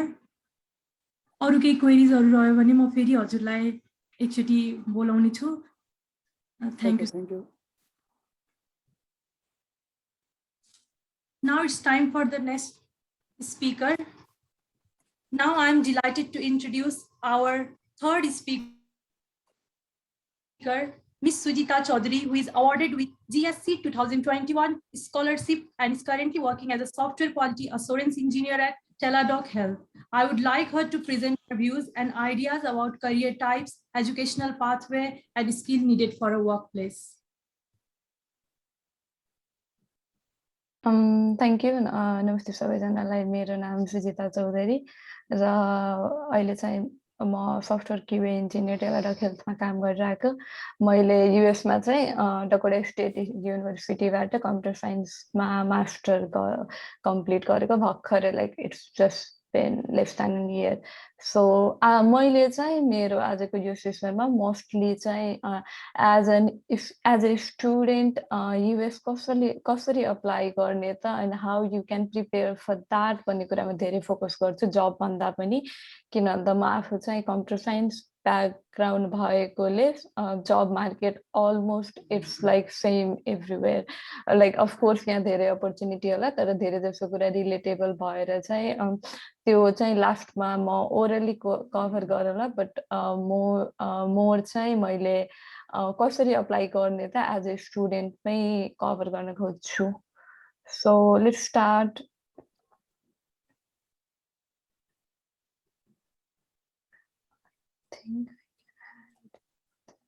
Okay, anyway, so just give me a sec.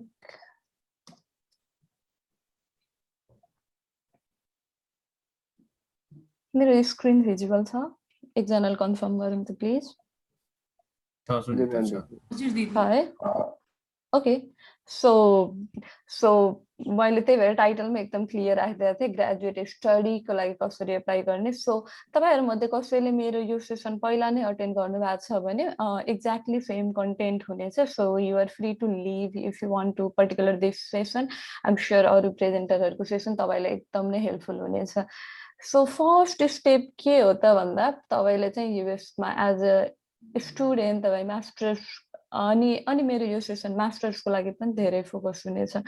So तपाईँ एज अ स्टुडेन्ट मास्टरको लागि आउन खोज्दै हुन्छ भने you have to take GRE. GRE भनेको कस्तो हुन्छ भन्दा दुई टाइपको जिआरई हुन्छ, एउटा जनरल जिआरई, एउटा सब्जेक्टिभ जिआरई। जुन हामीले मोस्ट अफ द स्टुडेन्टले दिन्छौँ त्यो भनेको जनरल जिआरई हो, त्यसमा हामीले म्याथ र इङ्ग्लिसको टेस्ट दिन्छौँ।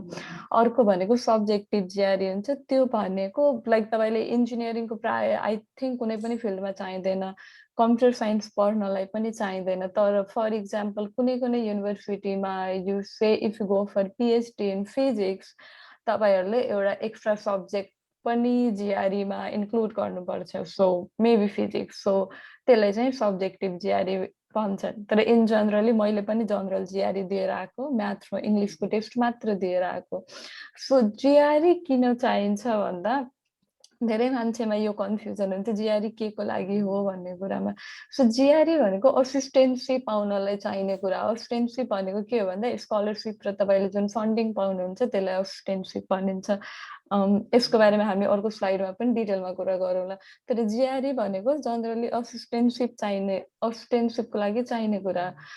कुनै कुनै कलेजमा एडमिसन रिक्वायरमेन्ट पनि हुनसक्छ, लाइक तपाईँलाई मास्टर कम्प्युटर साइन्समा अरू कम्प्युटर इन्जिनियरिङमा पढ्न जिआरई दिनै पर्ने हुन्छ, like in order to get the admission. तर most of the time it's असिस्टेन्टसिपको लागि चाहिने कुरा हो। अर्को कुरा के हुन्छ भन्दा तपाईँले जिआरई दिन चाहँदा तपाईँले 4वटा युनिभर्सिटीमा फ्रीमा आफ्नो स्कोर पठाउन सक्नुहुन्छ। त्यही भएर पहिले 4वटा युनिभर्सिटी छानेर जानु जिआरईको इक्जाम दिन चाहँदा। म कुन कुन युनिभर्सिटी अप्लाई गर्छु, just any 4 university that you want to apply, त्यो लिस्ट आउट गरेर जाने। र किनभने तपाईँले त्यति बेला खोज्न गाह्रो हुन्छ, तपाईँलाई नाम थाहा छैन भने, अनि त्यति बेलै ठाउँका ठाउँ स्कोर पठाउन मिल्छ फ्रीमा। नभए तपाईँले पछि अप्लाई गर्ने बेला स्कोर पठाउनु भयो भने आई थिङ्क एउटा युनिभर्सिटीमा पठाउने you have to pay $27। So त्यो चाहिँ जिआरई रिलेटेड इन्फर्मेसन हो। बाँकी सबै इन्फर्मेसन इटिएसमा पाइन्छ। इटिएसले हो जिआरई लिने। सो तपाईँहरू इटिएसको वेबसाइटमा जानुभयो भने तपाईँले डिटेल इन्फर्मेसन पाउन सक्नुहुन्छ। जस्ट नो द्याट जिआरई भनेको एउटा स्टेप हो। अर्को भनेको टोफेल र IELTS. TOEFL or IELTS, like TOEFL or आइएल्समा तपाईँले जुन एउटा लिए पनि हुन्छ। मैले अहिलेसम्म भेटे युनिभर्सिटीमा प्रायमा टोफेल अर आइएल्समा जे पनि एक्सेप्ट गरिरहेको हुन्छ। तैपनि I just see maybe it's trend होला, युएस आउने मान्छेहरूले धेरैले टोफेल गरिरहेको हुन्छन्। तपाईँले आइएल्स पनि गर्न सक्नुहुन्छ। झन् आइएल्स गर्नुभयो भने तपाईँले अरू पनि कन्ट्रीमा त्यही आइएल्सले पुग्छ। But it's always up to you, तपाईँले कुन कम्फर्टेबल छ त्यो गर्दा हुन्छ। र टोफेल किन चाहिन्छ भन्दा टोफेल चाहिँ एडमिसनकै लागि रिक्वायरमेन्ट हो। तपाईँले टोफेल भनेको तपाईँ यहाँ इङ्ग्लिसमा पढाइ हुन्छ, तपाईँ यहाँ इङ्ग्लिसमा पढ्न क्यापेबल हुनुहुन्छ, लाइक तपाईँको इङ्ग्लिस ब्याकग्राउन्ड छ, तपाईँको इङ्ग्लिस चाहिने रिक्वायरमेन्ट मिट हुन्छ भन्नलाई टोफेल चाहियो। त्यही भएर जो स्टुडेन्टले यहीँ नै ब्याचलर गर्नुहुन्छ उहाँलाई मास्टर पढ्नलाई टोफेल चाहिँदैन, किन भन्दा तिनीहरूले यहीँ नै ब्याचलर इङ्ग्लिसमा पढिसक्यो हो। त्यो भएर दो हामीले इङ्ग्लिस पढाइ हुन्छ, नन इङ्ग्लिस स्पिकिङ कन्ट्रीबाट आउने मान्छेहरूले टोफेल चाहिँ एडमिसन पाउनलाई नै चाहिने कुरा। सो त्यो डिफरेन्स छ। जिआरई इज फर असिस्टेन्टसिप, टोफेल भनेको एडमिसनको रिक्वायरमेन्ट हुन्छ। सो यो दुइटामा जुन अगाडि पछाडि, लाइक मैले 1 नम्बर 2 नम्बर लेखेँ, तर it's not hard and fast. तपाईँले जुन कम्फर्टेबल हुन्छ अगाडि गर्दा हुन्छ, जुन मन लाग्छ पछि दिँदा हुन्छ। तर इन जनरल मान्छेहरूले जिआरई पहिला गर्छन्, किन भन्दा it's more tough than TOEFL. So मान्छेहरूले पहिला त्यो गरेर हुन्छ अनि त्यसपछि टोफेल गर्छन्। जिआरईको भ्यालिडिटी 5 इयर हुन्छ। तपाईँले एकचोटि जिआरई गर्नुभयो भने त्यो 5 वर्षलाई हुन्छ। टोफेलको भ्यालिडिटी 2 इयरलाई हुन्छ। एकचोटिको टोफेल 2 वर्ष काम लाग्छ, 2 वर्ष क्रस भयो भने you have to take it again. So यो दुइटा भयो। त्यसपछि थर्ड काम के गर्ने भन्दा युनिभर्सिटी कुन युनिभर्सिटी अप्लाई गर्ने त्यसको लिस्ट नै बनाउनु।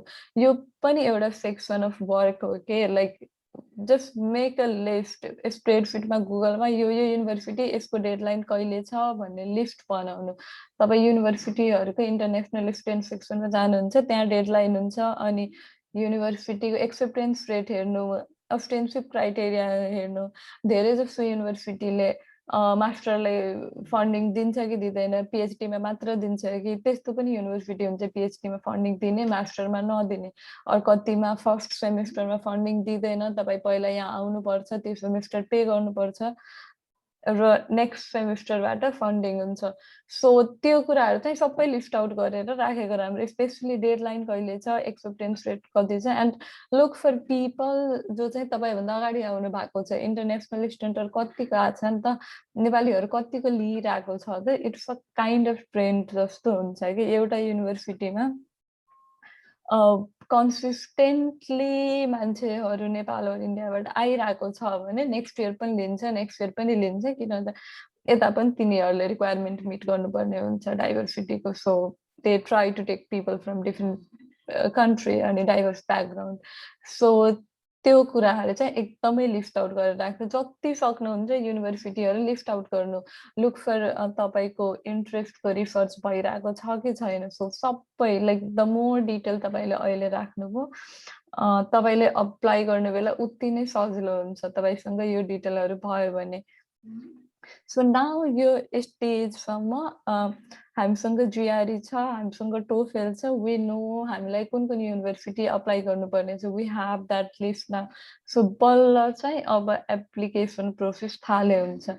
सो अबको स्लाइडहरूले अप्लाई कसरी गर्ने र अप्लाई गर्न एप्लिकेसनमा के फिल आउट गर्नुपर्छ भन्ने कुरा हामी डिस्कस गर्न जान्छौँ।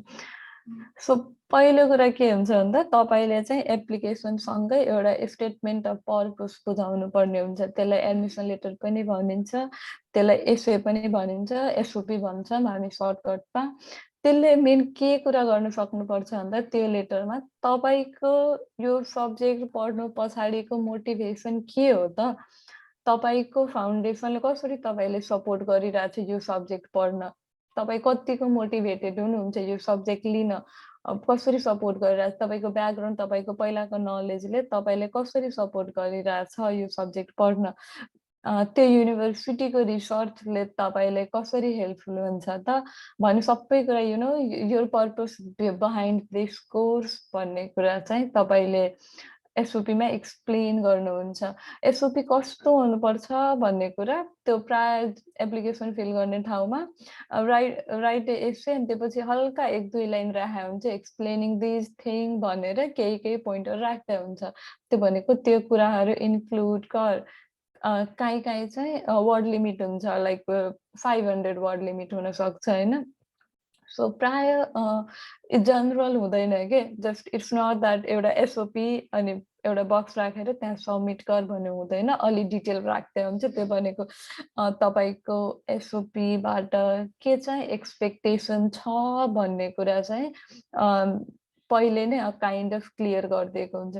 सो तपाईँहरूले what you can do is एउटा जनरल एसओपी बनाइराख्ने अनि त्यो पछि युनिभर्सिटीको रिक्वायरमेन्ट अनुसार त्यसलाई एडिट गर्दै जाने अलिअलि। जुन युनिभर्सिटीमा अप्लाई गर्यो त्यहाँ जस्तो रिक्वायरमेन्ट छ त्यस्तरी एडिट गर्दै जाने। सो एउटा जनरल इन सर्ट आफ्नो जर्नी जस्तो पनि लेख्छ मान्छेले, कतिले चाहिँ आफ्नो स्टोरी एक्सप्लेन गरे जस्तो हुन्छ नि, मैले चाहिँ कसरी म यो फिल्डमा आएँ र म कहाँ पुग्न चाहन्छु भनेर एज अ जर्नी जस्तो लेख्छ क्या कतिले एसओपी। तपाईँहरूले इन्टरनेटमा जति पनि फ्री स्याम्पल भेट्न सक्नुहुन्छ, एकदमै धेरै स्याम्पल पाइन्छ पढ्नु। तर एसओपीलाई एउटा के भन्छ भन्दा कहिले पनि अरूको एसओपी पढ्दै आफ्नो एसओपी लेख्नुहुन्न। सो इट्स लाइक उस्तै नै भन्छ क्या आफ्नो एसओपी। एसओपी भनेको जहिले युनिक हुनुपर्छ। इट एक्सप्लेन्स योर स्टोरी, तपाईँको मोटिभेसन, तपाईँको जर्नी देखाउन सक्नुपर्छ। त्यही भएर अरूको पढ्ने रिफरेन्स लिने तर उस्तै खाले चाहिँ लेख्नुहुन्न। र कपी गर्ने कुरा त युएसमा नसोचे पनि हुन्छ। प्लेजरिजम भनेको एकदमै सिरियस अफेन्स हो। तपाईँ डाइरेक्ट यहाँ आएर पनि कहिले केही कपी गर्नुभयो भने direct you're suspended, so drop out नै हुन्छ। सो कपी गर्ने चाहिँ नसोचे पनि हुन्छ। इनफ्याक्ट अरू जस्तो सिमिलर पनि नलेखेको राम्रो, मेक इट युनिक। सो त्यसलाई चाहिँ स्टेटमेन्ट अफ पर्पस भन्छ। यो बारे केही कन्फ्युजन भयो फेरि लास्टमा हामी डिस्कस गरौँला। सो नेक्स्ट थिङ के चाहिन्छ भन्दा लेटर अफ रिकमेन्डेसन चाहिन्छ। लेटर अफ रिकमेन्डेसन तपाईँको लाइक तपाईँ मास्टरलाई आउन खोज्दै हुन्छ भने तपाईँको प्रोफेसरले दिन सक्छ, ब्याचलरको प्रोफेसरले दिन सक्नुहुन्छ। अरू तपाईँ कतै काम गर्दै हुनुहुन्छ भने तपाईँको सुपरभाइजरले अरू मेन्टरले जसले पनि लेख्न सक्छन्, अनलेस त्यो एकदमै स्पेसिफाई नै गरेको छ लाइक प्रोफेसरबाटै हुनुपर्छ अर एटलिस्ट 3 वर्ष चिन्या मान्छेबाट हुनुपर्छ। कुनै युनिभर्सिटीमा त्यस्तो क्राइटेरिया हुन्छ, अदरवाइज इन जनरल जसले पनि लेख्न मिल्छ। सो लेटर अफ रिकमेन्डेसनको कन्टेन्ट के चाहिँ हुन्छ भन्दा तपाईँले जसले रिकमेन्ड गर्नुहुन्छ उहाँले तपाईँको लर्निङ एबिलिटीको कुरा गर्नुहुन्छ। कसरी चाहिँ यो मान्छेको यस्तो क्वालिटी छ, यसले यो सब्जेक्टमा यस्तो गरेको थियो अनि त्यो भएपछि आई एम भेरी स्योर यो मान्छे प्रिपेयर्ड छ मास्टर तपाईँको युनिभर्सिटीमा पढ्न भनेर रिकमेन्ड गरिदिने हो। त्यसमा यस्तै हाउ लङ कति समय भयो त उहाँले तपाईँले चिनेको, अनि कुन सब्जेक्ट पढाउनु भयो, अनि अरू के इन्भल्भमेन्ट थियो क्याम्पसमा, अनि उसको अरू क्यारेक्टरिस्टिक्स के हो भन्ने कुरा चाहिँ प्राय एलओआर भन्छौँ हामी लेटर अफ रिकमेन्डेसनलाई सर्टकटमा। सो त्यसमा चाहिँ एक्सप्लेन गरिन्छ। सो अब लाइक म पनि यही प्रोसेसबाट आएको भएर चाहिँ एलओआर तपाईँहरूले प्राय आफैले नै स्याम्पल लेखेर प्रोफेसरलाई पठाउनु पर्ने हुन्छ। लाइक उहाँहरूले सायद स्क्रैचबाट लेख्न भ्याउनुहुन्न होला। सो आफैले स्याम्पल लेख्ने, अनि यो जनरली 2टा अर 3टा चाहिने भएकोले 3टा तपाईँले फरक फरक स्याम्पल लेख्नुपर्ने हुन्छ, किन भन्दा 3टा डिफ्रेन्ट मान्छेले दिएको लेटर जस्तो देखिनु पर्यो नि त आफैले लेखे पनि। So make it different, at least 3टा डिफ्रेन्ट एलओआर स्याम्पल राख्नु। जुन टिचरलाई पठाउनु पर्ने हुन्छ उहाँहरूको सब्जेक्टको नामहरू चेन्ज गर्दै जाने, अलिअलि कन्टेन्ट फरक हुनुपर्छ। सो त्यसलाई चाहिँ लेटर अफ रिकमेन्डेसन भनिन्छ। यो तपाईँले आफै चाहिँ अपलोड गर्नुहुन्न एप्लिकेसन फिल आउट गर्दा। तपाईँले रेकमेन्ड गर्ने मान्छेको नाम र इमेल राख्ने हो र उहाँलाई चाहिँ इमेल आउँछ, उहाँले चाहिँ अपलोड गर्ने हो। सो मैले चाहिँ एकदम धेरै स्टुडेन्टहरूमा केमा प्रिन्ट गर्ने, कसरी, अनि कहाँ लाइक लेटर हेडमा प्रिन्ट गर्ने, अरू यो त्यो भने एकदमै धेरै कन्फ्युजन देख्छु। Usually that's not condition for US. तपाईँले आफैले एलओआर अपलोड नै गर्ने होइन, यो तपाईँको प्रोफेसरले गर्ने हो, सफ्ट कपी गर्ने हो। So it can be anywhere, बाँकी यतिकै पनि इट्स अप टु प्रोफेसर। तपाईँको काम भनेको पहिला टिचरलाई कन्भिन्स गर्ने, रेकमेन्ड गरिदिनु भनेर, त्यसपछि उहाँलाई स्याम्पल दिनुपर्ने हुनसक्छ। अनि उहाँले अब एडिट गरेर whatever however they want to recommend they will recommend. So LOR भनेको त्यस्तो। अहिलेसम्म हामीले स्टेटमेन्ट अफ पर्पस लेख्ने कुरा गऱ्यौँ, एलओआरको कुरा गऱ्यौँ। अब चाहिँ अप्लाई गर्ने। सो एप्लिकेसनमा के हुन्छ भन्दा 2टा सेसन हुन्छ पर इयर। एउटा फल सेसन भन्छौँ हामीले, अर्को स्प्रिङ सेसन भन्छौँ। फल सेसन भनेको अगस्तमा स्टार्ट हुने सेसन हो, अगस्तमा जुन सेमेस्टर स्टार्ट हुन्छ। स्प्रिङ भनेको जो मान्छेहरू जनवरीको सेसनलाई आउनुहुन्छ त्यसलाई स्प्रिङ सेसन भन्छौँ। सो तपाईँले त्यो 2टा सेसनको लागि अप्लाई गर्न पाउनुहुन्छ। यहाँ समरमा पनि सेमेस्टर हुन्छ, प्राय समरमा चाहिँ ओपनिङ हुँदैन। समर भनेको भर्चुअल क्लास जस्तो हो। सो मान्छेहरू आउने भनेको फल र स्प्रिङको लागि हो।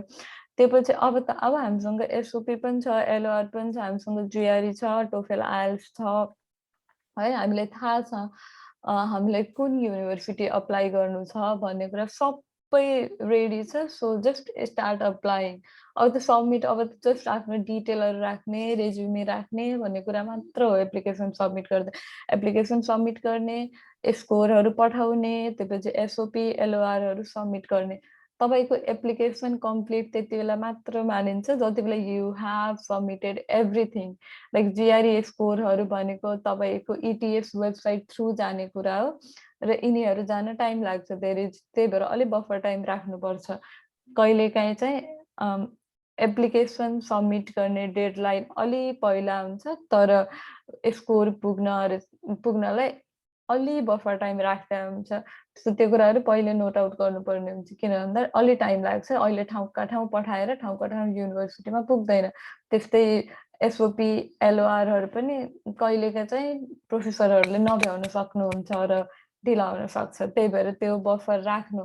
यो सबै कुरा नपुगेसम्म तपाईँको एप्लिकेसन कम्प्लिट मानिँदैन र कन्सिडर हुँदैन फर्दर केहीको लागि। यो सबै भएपछि बल्ल एप्लिकेसन अब सबमिट भयो। एप्लिकेसन सबमिट गरेपछि हाम्रो 2टा गोल हुन्छ। एउटा भनेको एडमिसन पाउने र अर्को भनेको असिस्टेन्टसिप पाउने। यो 2टा आफैमा डिपेन्डेन्ट पनि छ र इन्डिपेन्डेन्ट पनि हुन्छ। तपाईँले एडमिसन पाउँदैमा तपाईँको असिस्टेन्टसिप ग्यारेन्टी नहुन सक्छ, तर तपाईँले असिस्टेन्टसिप तपाईँको भ्यालिड हुने एडमिसन पाउनै पर्ने हुन्छ। त्यही भएर मैले चाहिँ इन्डिपेन्डेन्ट पनि छ डिपेन्डेन्ट पनि छ भन्नुको रिजन चाहिँ त्यो। त्यही भएर हामीले एडमिसन पाउने पनि हाम्रो गोल। एडमिसन पाउन कम्पेरिटिभली सजिलो छ असिस्टेन्टसिप पाउनुभन्दा। असिस्टेन्टसिप पाउन चाहिँ अलिक गाह्रो हुन्छ। त्यही भएर हामीले एडमिसन मात्र भएर भएन, किन भन्दा एकदम धेरै हाई फी हुन्छ and we don't want pay money. So त्यही भएर हाम्रो गोल भनेको असिस्टेन्टसिप पाउने पनि हो। अब असिस्टेन्टसिप कसरी पाउने त र स्टुडेन्टसिपमा के कभर हुन्छ? सो तपाईँले स्टुडेन्टसिप पाउनुभयो भने पहिला त तपाईँले स्कलरसिप पाउनुहुन्छ स्टुडेन्टसिप अन्डर। त्यो भनेको तपाईँको ट्युसन फी वेभ भयो, तपाईँले पैसा तिर्नु पर्दैन, फी तिर्नु पर्दैन। अर्को भनेको स्टुडेन्टसिपको अन्डरमा तपाईँले 20 आवर विक काम गर्न पाउनुहुन्छ।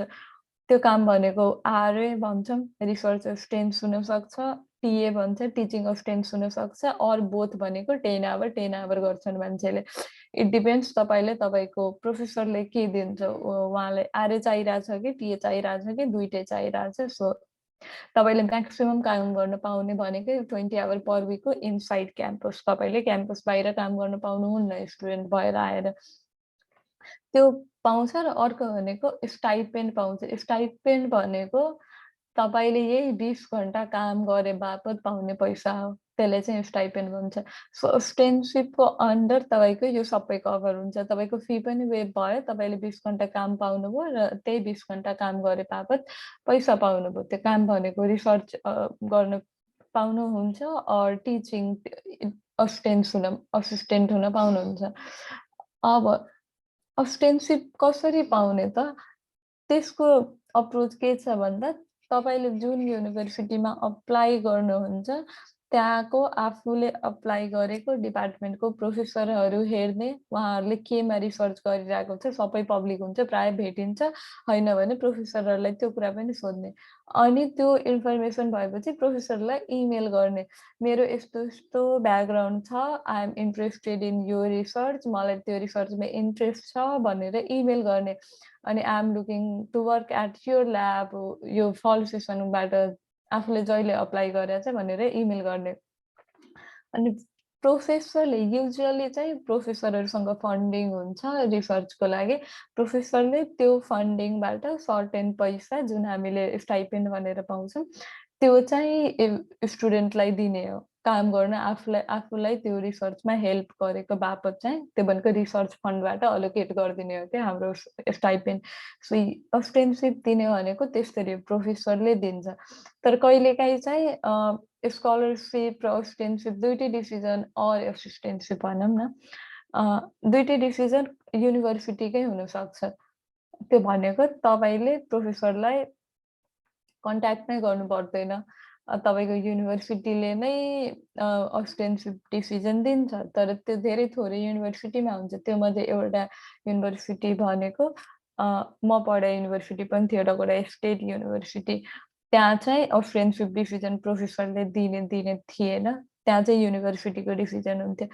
तर त्यस्तो एकदमै थोरै हुन्छ। धेरै ठाउँमा तपाईँले आफैले नै प्रोफेसरलाई कन्ट्याक्ट गर्नुपर्छ र प्रोफेसरले चाहिँ यो स्टुडेन्टले मलाई हेल्प गर्न सक्छ, अरू प्रोफेसर कन्भिन्स भयो भने यु गेट असिस्टेन्टसिप। र अर्को कन्सर्न यहाँ के हुनसक्छ भन्दा कहिले चाहिँ अप्लाई, कति बेला चाहिँ प्रोफेसरलाई इमेल गर्न थाल्ने त? Before application, after application, any time. यो इट डिपेन्ड्स तपाईँलाई। कति मान्छेले पहिला असिस्टेन्टसिप सेक्योर गर्छ, प्रोफेसरले ओके भनेपछि बल्ल युनिभर्सिटीमा अप्लाई गर्न थाल्छ। अनि एडमिसन पाएपछि यता प्रोफेसरले लेटर पठाइदिन्छ एडमिसन डिपार्टमेन्टलाई, त्यो भनेको असिस्टेन्टसिप हुन्छ। कतिले पहिला चाहिँ एडमिसन पाउँछ अनि बल्ल प्रोफेसरलाई कन्ट्याक्ट गर्छ, मेरो यसमा एडमिसन आएको छ अनि मलाई यस्तो यस्तो काम गर्न मन छ भनेर गर्छ। So it's up to you. During application process जहिले गरे पनि हुन्छ। इट्स अ काइन्ड अफ त्यो इन्डिपेन्डेन्ट प्रोसेस नै हो। तर प्रोफेसरले असिस्टेन्टसिप दिन्छु भन्दैमा तपाईँको एडमिसन ग्यारेन्टी हुँदैन। एडमिसन ग्यारेन्टी गर्ने भनेको एडमिसन कमिटी युनिभर्सिटीले हो। प्रोफेसरले असिस्टेन्टसिप दिन्छु भनेछ त्यो भनेपछि स्योर एडमिसन पाइन्छ भने हुँदैन। धेरै जसो ठाउँमा हुँदैन, कुनै कुनै ठाउँमा अब त्यही नै प्रोफेसर एकदमै स्ट्रङली तपाईँले लिएर कन्भिन्स छ भने रिकमेन्ड गर्न सक्छ एडमिसनको लागि, नहुने होइन। यता प्रोफेसर भनेको अलि like they have good authority, so जे पनि हुनसक्छ। सो असिस्टेन्टसिप पाउने चाहिँ त्यस्तरी हो। अब you have done everything, like हाम्रो काम भनेको at the end what we want do is हामी एप्लिकेसन सब्मिट गर्न खोजिरहेको छौँ। सो अब चाहिँ तपाईँले एप्लिकेसन पनि सब्मिट गर्न सक्नुभयो, तपाईँ ले प्रोफेसरलाई कन्ट्याक्ट गर्दै हुनुहुन्छ, तपाईँको स्कोरहरू सबै राम्रो छ, it's everything is ready, so you just repeat the process. कस्तो युनिभर्सिटी अप्लाई गर्ने भन्दा 3 खाले युनिभर्सिटी मेन्टर लाइक कुनै हार्ड एन्ड फास्ट रुल छैन, जस्ट आफैले क्याटेगोराइज गर्न मिल्छ। सेफ युनिभर्सिटी, मोडरेट र एम्बिसियस, त्यो भनेको त्यस्तो युनिभर्सिटी जसमा मेरो क्रेडेन्सियलले म स्योर पाउँछु जस्तो लाग्छ, त्यस्तो युनिभर्सिटी जसमा चाहिँ पाउन नि सकिन्छ नपाउन नि सकिन्छ भन्ने लाग्छ, त्यस्तोमा पनि अप्लाई गर्ने। र त्यस्तो युनिभर्सिटी जुनमा पाउन एकदम गाह्रै छ तर just go for it, like apply to Harvard, apply to जुनसुकै पनि एकदमै एम्बिसियस युनिभर्सिटी, एउटा दुइटामा अप्लाई गरिदिए हुन्छ। अनि जस्ट किप ट्राइङ के, अनलेस आफूलाई मन लाग्यो युनिभर्सिटीमा पुगेन भने। अनि अर्को कुरा के हुन्छ भन्दा एप्लिकेसन फी हुन्छ, त्यो मैले रिटेन वेमा राख्ने बिर्सेँ, तर तपाईँले हरेक युनिभर्सिटीमा अप्लाई गर्दा एप्लिकेसन फी हुन्छ, तपाईँको जिआरई स्कोर पठाउन पैसा लाग्छ, तपाईँको टोफेल स्कोर पठाउन पैसा लाग्छ। तपाईँहरू एकचोटि के गर्न सक्नुहुन्छ भन्दा त्यहाँको एडमिसन कमिटी जो पनि तपाईँको कन्ट्याक्ट पर्सन हुन्छ युनिभर्सिटीमा, उहाँलाई चाहिँ फी वेभियरको लागि, एप्लिकेसन फी वेभियरको लागि एकचोटि रिक्वेस्ट गर्न मिल्छ र धेरै ठाउँमा तपाईँले पैसा तिर्नु पर्दैन। इफ दे अग्री, त्यो भनेको तपाईँको एप्लिकेसन फी चाहिँ वेभ गरिदिन्छ। So try anything, those thing you can, you are just one email away from those waiver. So just एउटा इमेल गर्ने हो र यु माइट गेट त्यो वेभ गर्न सकिन्छ। एप्लिकेसन फी भनेको $35 देखि लिएर $125 सम्म पनि मैले देखाएको छु एउटा युनिभर्सिटी अप्लाई गर्न लाग्ने पैसा। सो इफ एकचोटि इमेल गरेर वेभ हुन्छ भने राम्रै हो। सो यो सबै चाहिँ एप्लिकेसन कलेज कसरी आउने एज ए स्टुडेन्ट भएर कुरा चाहिँ मैले कभर गरेको। बाँकी चाहिँ जब अपर्च्युनिटीको कुराहरू चाहिँ I am ready to take question if there is any. मैले चाहिँ ओरली नै कभर गर्छु होला ठ्याक्कै यसको एन्डमा। त्योभन्दा अगाडि बाँकी तपाईँले धेरै इन्फर्मेसन कहाँ पाउने भन्दा युसेफ नेपाल भन्ने थाहा होला। युसेफ नेपालले चाहिँ धेरै सेमिनारहरू, इन्फर्मेसन सेसनहरू अर्गनाइज गरिरहेको हुन्छ। तिनीहरूको एकदम फ्री इभेन्टहरू भइरहेको हुन्छ। एसओपी कसरी लेख्ने, एसओपी राइटिङको इभेन्टहरू गराउँछ। अनि बाँकी अरू पनि युएस आउने एक्सचेन्ज प्रोग्रामहरू तपाईँलाई थाहा होला। त्यसमा के हुन्छ भने तपाईँ 1 सेमेस्टरको लागि पढ्न आउनुहुन्छ अनि त्यसपछि फेरि जानुहुन्छ। सो एक्सचेन्ज प्रोग्राम, अरू फेलोसिप, अरू ग्रान्टहरूको बारेमा एकदम धेरै इन्फर्मेसन पाइन्छ युसेफ नेपालले तपाईँले फलो गर्नुभयो भने र तिनीहरूको इभेन्ट अटेन्ड गर्नुभयो भने। अर्को तपाईँलाई थाहा होला फुल ब्राइट स्कलरसिप भन्ने हुन्छ। त्यो भनेको तपाईँलाई एउटा कोर्स पढ्न स्कलरसिप दिन्छ, त्यो पढेपछि तपाईँ ठ्याक्कै पढाइसकेर नेपाल फर्किनुपर्छ। तर दे कभर एभ्रिथिङ, तपाईँको ट्राभल कस्टदेखि लिएर तपाईँ अमेरिका आउने कस्ट अनि खाने बस्ने everything they cover. So Fulbright scholarship भन्ने छ। I am sure there are many other scholarship. तपाईँले चाहिँ युसेफ नेपाल फलो गर्नुभयो भने तपाईँले त्यो इन्फर्मेसन पाउन सक्नुहुन्छ। सो एप्लिकेसन प्रोसेसलाई यति नै हो। जबको कुरा तपाईँले इन्टर्न गर्न पाउनुहुन्छ भन्ने कुरा मलाई एउटा भन्न मन थियो। तपाईँ जति बेला स्टुडेन्ट बस्नुहुन्छ र तपाईँ आएको 9 महिना भएको छ भने तपाईँले समरमा, समर भनेको फल भनेको अगस्तबाट आउने सिजन हो, अनि समर भनेको मे, जुन, जुलाईको सिजनलाई भन्छ। सो त्यो टाइममा चाहिँ तपाईँले इन्टर्न गर्न पाउनुहुन्छ युनिभर्सिटी बाहिर। र अहिलेसम्म तपाईँले 20 घन्टा पर हप्ता काम गर्न पाउनुहुन्थ्यो। नाउ इन्टर्नसिप पाएपछि you can work 40 hour a week. त्यो भनेको एउटा कम्पनीमै गएर नेपाल जस्तो इन्टर्न गर्न पाइन्छ। त्यो भनेको त्यसको आफ्नै प्रोसेस छ। त्यो भनेको तपाईँ यहाँ स्टुडेन्ट भएर आएर बुझ्नुहुन्छ, तर जस्ट नो द्याट इन्टर्नसिपको कुरा हुन्छ। कहिलेकाहीँ they pay for your tuition fee as well. त्यो पिरियडको लागि तपाईँले इन्टर्न पाउनुभयो भने तपाईँले जति बेला जे त्यो टाइममा जे कोर्स लिनु भएको छ त्यो कम्पनीले सबै पे गरिदिन्छ and you also get paid. So इन्टर्नसिपको चाहिँ प्रोभिजन त्यस्तो हुन्छ। बाँकी जब अपर्च्युनिटिज भनेको आइटीमा नेपालमै प्राइभेट सेक्टरमा इफ यु टक राम्रो जब अपर्च्युनिटी छ। म पनि जब गरेर आएको, इट्स नट इनफ, हामी त्यो लेभलमा छैनौँ, हामी लाइक त्यो भएको भए त हामीसँग अनइम्प्लोइमेन्टको प्रब्लम धेरै सल्भ हुन्थ्यो, हामी त्यहाँ छैन। तर अरू सेक्टरभन्दा राम्रो जब छ भन्ने कुरा हामीले डिनाइ गर्न मिल्दैन। नेपालमा प्राइभेट सेक्टरमा आइटीमा अरू डोमेनमा जति अपर्च्युनिटी छ त्योभन्दा धेरै अपर्च्युनिटी छ। सो यहाँ चाहिँ त्यो एकदमै नै धेरै छ। इन जनरल मैले त्यति भने, बाँकी if there are question just let me know and I am ready to answer. So thank you. Thank you, Sujita Di, for presenting your information that will help us for our career and put forward our steps for the foreign studies. Now I would like to go ahead and take some time for questions. Here are some questions for you. On what factors we should focus on to get acceptance for integrated PhD in USA?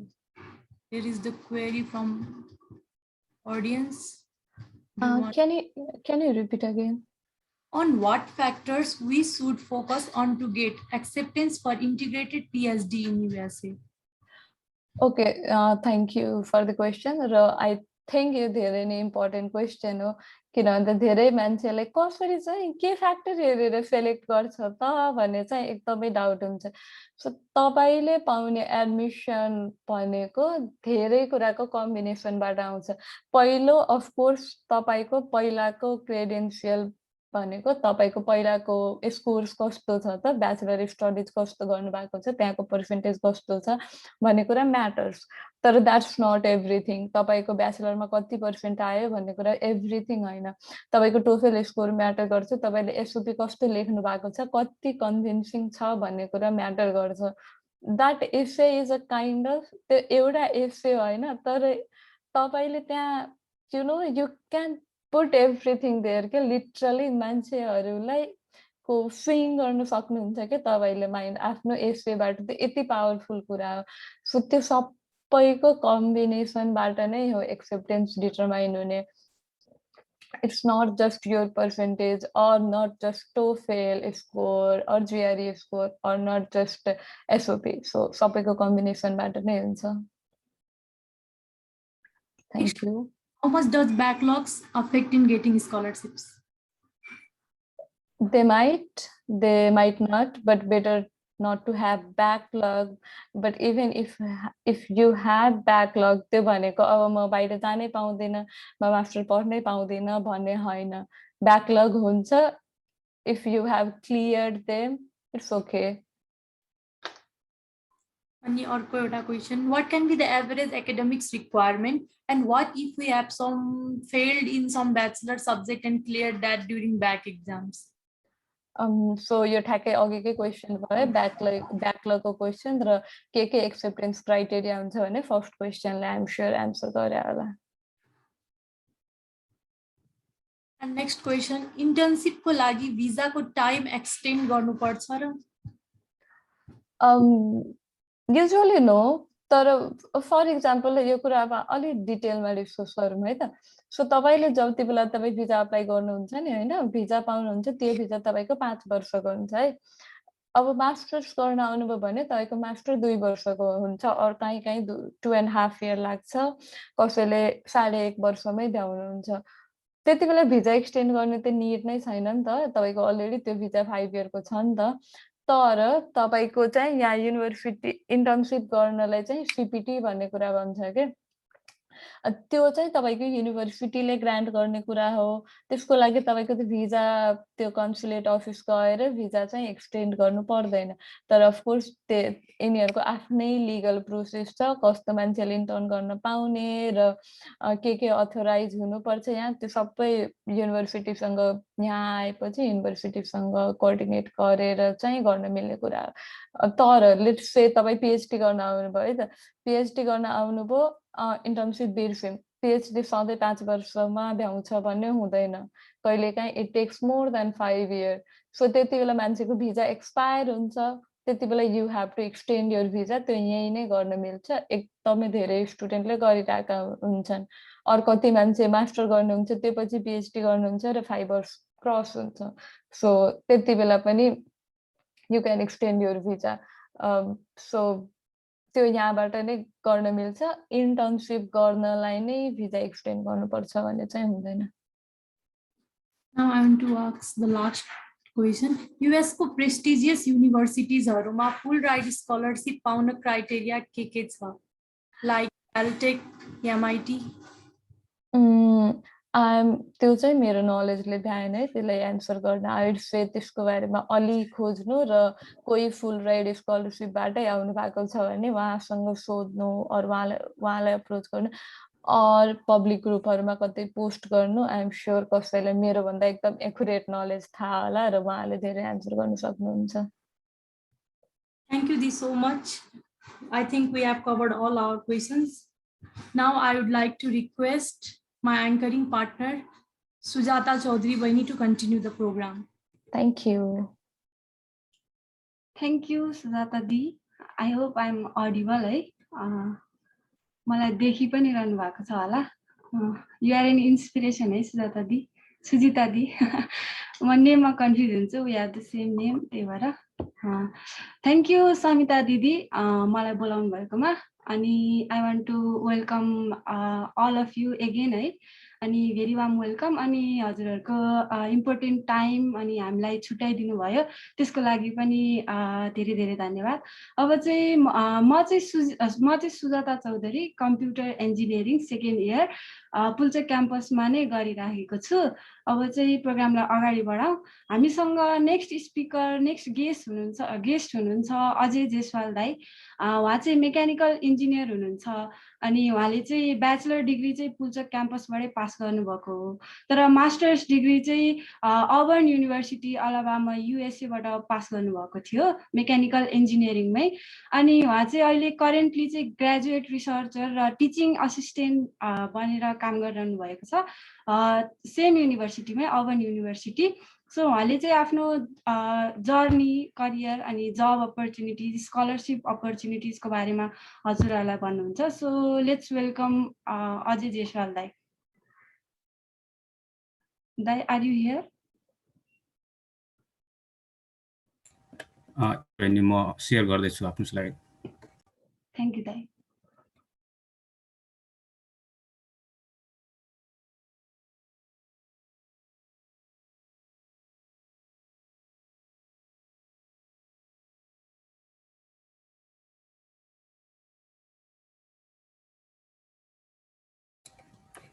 मेरो slide देखिन्छ सबैजनालाई हजुर देखिरहेछ दाई मेरो नाम अजय जेसवाल हो म चाहिँ पीएचडी स्टुडेन्ट अहिले मेकानिकल इन्जिनियरिङमा अर्बन युनिभर्सिटी अनि मेरो टुडे आजको टपिक चाहिँ scholarship and job opportunities in the US for mechanical engineers specially focus गर्छु म अनि यो graduate research and teaching assistant के हो सुजिताले अलि पहिले नै भनिसक्यो तर म पनि अलिकति सर्टली म पनि अलिकति कभर गर्छु सो फर्स्ट स्टेप आफ्टर बिई के हुन्छ भने हामीले चाहिँ जिआरए गर्नुपर्ने हुन्छ अनि टफेल गर्ने हो अनि टफेल या आइएल्स जुनसुकै गर्दा हुन्छ तर युनिभर्सिटीको रिक्वायरमेन्ट अनुसार बिकज इन युएस टफेल प्रायः जसो हरेक युनिभर्सिटीले मागेर हुन्छ तर आइएल्स चाहिँ कुनै युनिभर्सिटीले मात्रै मागिरहेको हुन्छ यो चाहिँ डिटेल अलरेडी भइसक्यो हो त्यसैले म यसमा धेरै डिटेलमा जादिनँ म स्किप गर्छु यो पेजलाई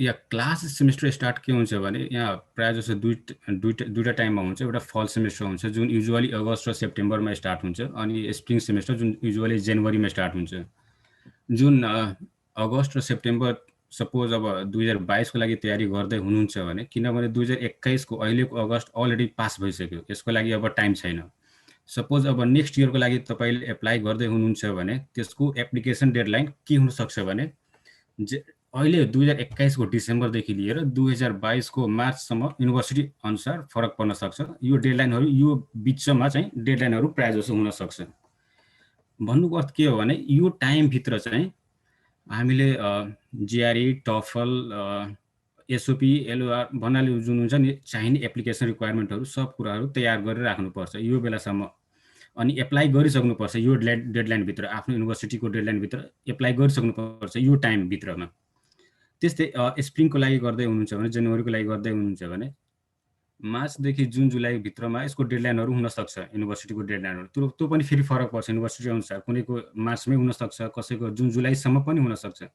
त्यसैले चाहिँ आफूले सिलेक्टेड गरेको युनिभर्सिटी अनुसार त्यो चाहिँ कुन टाइममा डेडलाइन हो त्यो अनुसार चाहिँ आफ्नो एप्लिकेसनहरू चाहिँ सब कुराहरू एप्लिकेसनमा चाहिने सब कुराहरू तयारी गरेर राख्ने हो, अनि एप्लाई गर्ने त्यो बेलासम्म। अनि ठ्याक्कै लास्ट डेडलाइनमा चाहिँ कहिले पनि सब्मिट नगर्नु होला। एटलिस्ट 5-10 दिन चाहिँ पहिले नै सब्मिट गर्नुहोस्, किनभने सुजिताले भने जस्तै जिआरई स्कोरहरू टफेल स्कोरहरू अलिक पुग्न टाइम लाग्न सक्छ।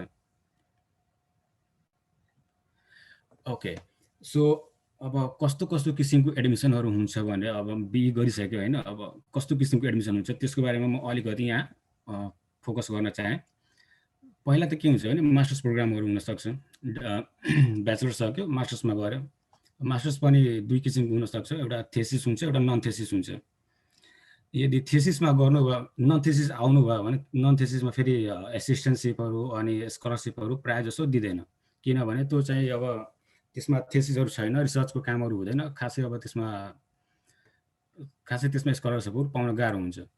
त्यसैले प्रायः जसो अब हामीले चाहिँ थेसिसमै गर्छौँ, मास्टर्स थेसिस प्रोग्राम गर्छौँ, त्यहाँ हामीले रिसर्चको कामहरू गर्नुपर्छ 6 क्रेडिटको। मेरो युनिभर्सिटीको अनुसार यो मैले क्रेडिटहरू लेखेको छु, यो चाहिँ युनिभर्सिटी अनुसार यो क्रेडिटहरू फरक पर्न पनि सक्छ, तर यो मैले आफ्नो युनिभर्सिटीको अनुसार यो क्रेडिटहरू कति चाहियो, कतिको रिसर्च गर्नुपर्छ, टाइम कति लाग्छ, त्यो सबै मैले आफ्नो युनिभर्सिटी अनुसार लेखेको छु। अनि जेनरली मास्टर्स प्रोग्राम थेसिस गर्नलाई 2 वर्ष लाग्छ, तर डिपेन्ड्स, कसै कसैले 1.5 वर्षमा 2.5 वर्ष 3 वर्ष पनि लाग्न सक्छ कसै कसैको। अनि अरू त्यसपछि के हुन सक्छ भने मास्टर्स गर्यो, मास्टर्स गरिसकेपछि जब पनि जान सकिन्छ, जब गर्न पनि सकिन्छ, अथवा फेरि अब मलाई होइन म पिएचडी नै गर्छु भने त्यस्तो लाग्यो भने फेरि पिएचडी जोइन पनि गर्न सक्नुहुनेछ मास्टर्स गरिसकेपछि। त्यसको लागि के हुन्छ भने मास्टर्सको तपाईँले अलरेडी 30 क्रेडिट्स 2 वर्ष लगाएर गरिसक्नु भएको हो। पिएचडी जोइन गर्नुभयो भने तपाईँको मास्टर्सबाट त्यो तपाईँको क्रेडिटहरू काउन्ट हुँदैन, तपाईँको क्रेडिट काउन्ट हुने भनेको ब्याचलरबाट हो। तपाईँले मास्टर्स गर्नुभएको छ छैन त्यसले युनिभर्सिटीले खासै त्यसले सोच्दैन, तपाईँको क्रेडिट जति पनि हुन्छ त्यो ब्याचलरबाट काउन्ट गर्छ। अनि मास्टर्स गरिसक्नु भएको हो भने त्यहाँबाट मास्टर्स गरेको केही कोर्सहरू क्रेडिटहरू ट्रान्सफर गर्न मिल्छ। यदि त्यो ट्रान्सफर गर्यो भने फेरि 30 क्रेडिट बाई 30 क्रेडिट नै ट्रान्सफर गर्न मिल्दैन। धेरै अब युनिभर्सिटीको रिक्वायरमेन्ट अनुसार कसैको 50% मात्रै ट्रान्सफर गर्न मिल्छ, कसैको 60% हुन्छ, कसैको 30% हुन्छ, त्यो डिपेन्ड्स युनिभर्सिटी अनुसार। त्यसैले चाहिँ पिएचडी चाहिँ लगभग 3 वर्षदेखि 6 वर्ष 7 वर्ष पनि लाग्न सक्छ, यो चाहिँ टाइम भ्यालिड हुन्छ। अनि अर्को एउटा के छ भने डाइरेक्ट पिएचडी आफ्टर बिई, जुन मेरो प्रोग्राम हो, म चाहिँ डाइरेक्ट पिएचडीमा एडमिसन भएको हो मेरो चाहिँ बिईबाट। अनि यसमा चाहिँ 60 क्रेडिट्स हुन्छ एज युजुअल, पिएचडीको लागि चाहिने नै त्यति हो, ब्याचलरबाट काउन्ट गर्छ, मास्टर्स गरेको छ कि छैन त्यसलाई काउन्ट गर्दैन। अनि म आउँदाखेरि फर्स्टमा मेरो फर्स्ट मिटिङमै मेरो प्रोफेसरले के भनेको थियो भने तिमीले चाहिँ पिएचडी 3 वर्षमै भ्याउनुपर्छ, अनि त्यसै अनुसार अब तिमीले रिसर्चको कामहरू गर्नुपर्छ, त्यही अनुसारले गर्नुपर्छ भनेर मैले पहिले नै भनेको थिएँ। अनि म प्यानिक भयो, आउने बित्तिकै ल मास्टर्स गरेकै छैन, रिसर्च एक्सपिरियन्स केही पनि छैन, 3 वर्षमै कसरी भ्याउने, दुइटै मास्टर्स पिएचडी के हो, पुरै प्यानिकमा भएको थिएँ। अनि पछि बिस्तारै बिस्तारै कुरा गर्दै जाँदा अब टिचरहरूसँग हुन्छ नि, अब राम्रो रिलेसन भइसकेपछि मैले आफ्नो प्रोफेसरलाई रिक्वेस्ट गरेँ, सर मैले त मास्टर्स गरेकै छैन, अब यसमा केही गरिदिनु पऱ्यो। अनि यहाँ खासै मास्टर्स चाहिँदैन पिएचडीको लागि, तर कुनै कुनै ठाउँमा चाहिँ जस्तै नेपालमै हुँदा पिएचडी गरेर आयो, नेपालमा गयो भने त्यो इक्विभ्यालेन्स गराउनलाई, रेजिस्टर गराउनलाई के समस्याहरू आइपर्छ होइन, मास्टर्स पनि माग्छ अरे युनिभर्सिटी नेपाली युनिभर्सिटीहरूले। अनि त्यो कुराहरू मैले आफ्नो प्रोफेसरलाई भने, डिस्कसन गरेँ, अनि मास्टर्स डिग्री पनि गर्छु भनेर एउटा विकल्प आयो। अनि यो थेसिस पनि हुनसक्छ, नन थेसिस पनि हुनसक्छ। थेसिस भयो भने एउटा अर्को नयाँ रिसर्च नै गर्नुपर्छ थेसिसको लागि, फेरि त्यसमा अलि टाइम जान सक्छ होइन, किनभने मास्टर्सको थेसिस छुट्टै हुन्छ, पिएचडीको थेसिस छुट्टै हुन्छ, अनि डिफ्रेन्ट भयो भने अलिक टाइम बढी एक्सटेन्ड हुनसक्छ। अनि मैले चाहिँ नन थेसिस गरेँ, अनि मेरो नन थेसिस मास्टर्स कम्प्लिट भइसक्यो अहिले चाहिँ।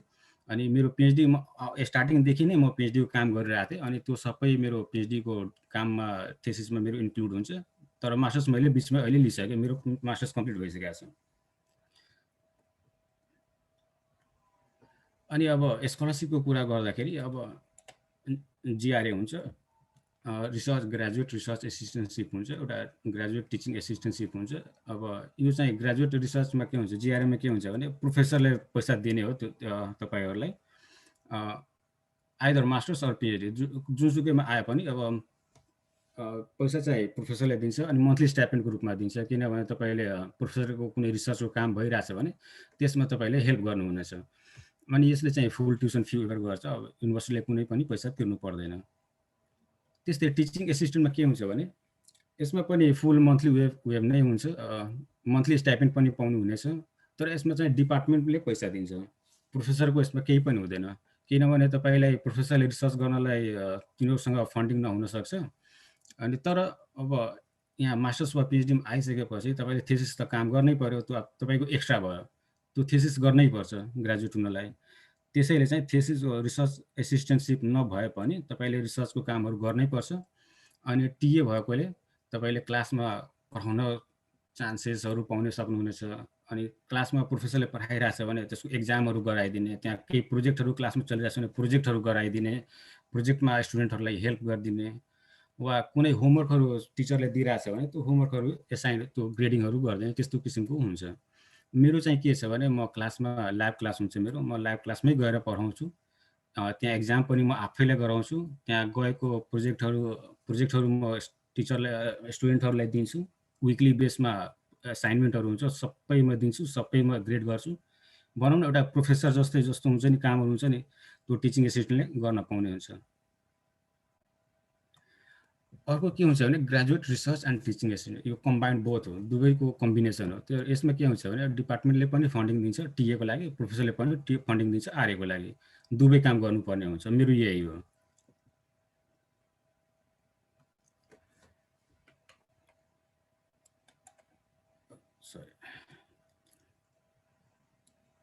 अब यसमा के हुन्छ भने हाउ टु फाइन्ड स्कलरसिप भन्ने कुरा हुन्छ नि, त्यो हामीले आर्य हो या टिए हो। त्यसमा के हुन्छ भने फर्स्ट हामीले चाहिँ अब रिसर्च इन्ट्रेस्ट हाम्रो के हो भने त्यो चाहिँ अब फिक्स गर्नुपर्छ।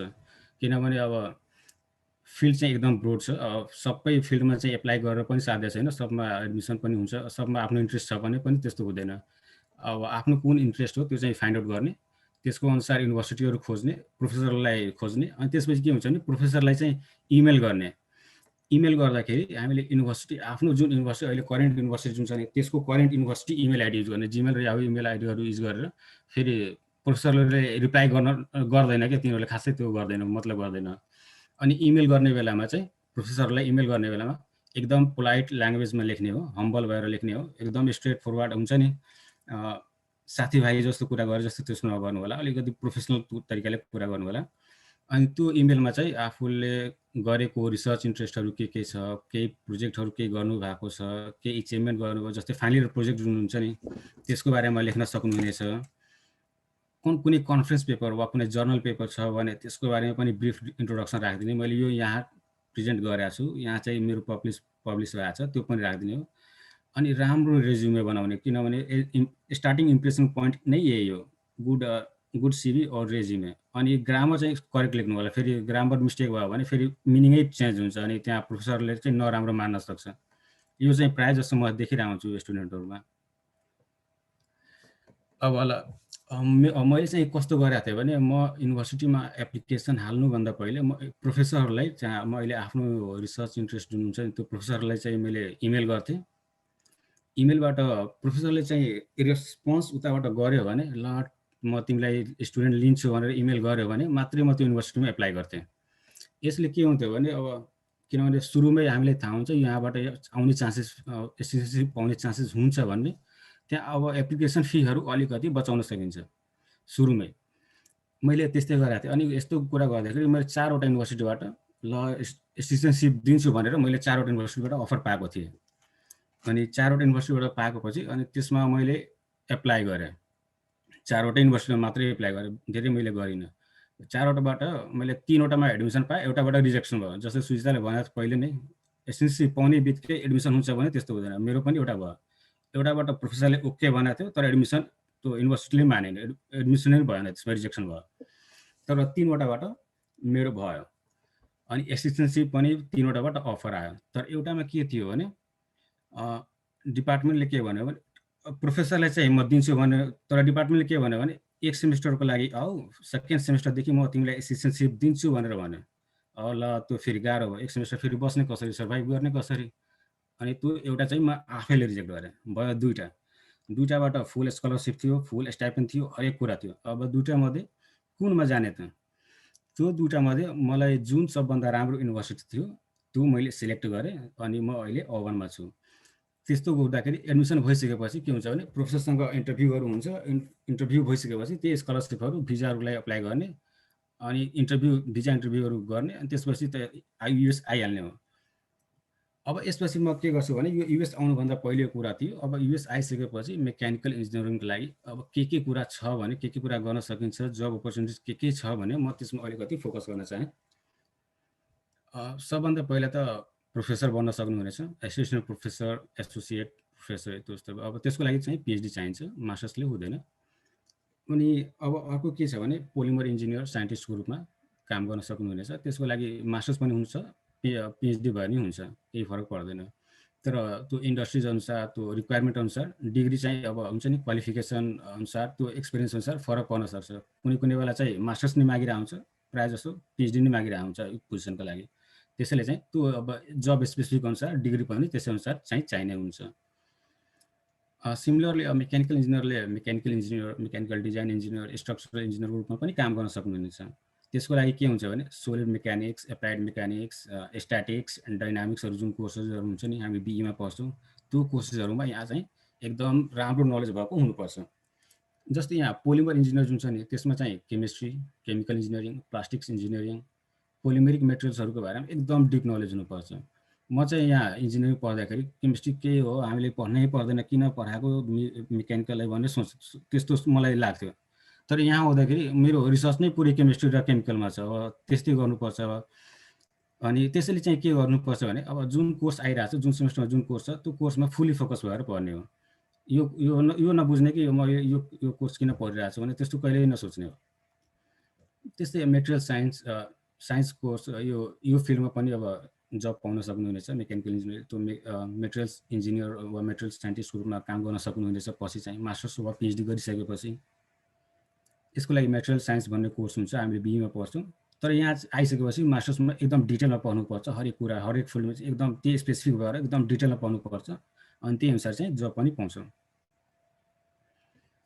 त्यस्तै अब मेकानिकल इन्जिनियरले इलेक्ट्रोनिक्स प्याकेजिङ र रिलायबिलिटी इन्जिनियर भन्ने फिल्डमा पनि काम गर्न पाउँछन्।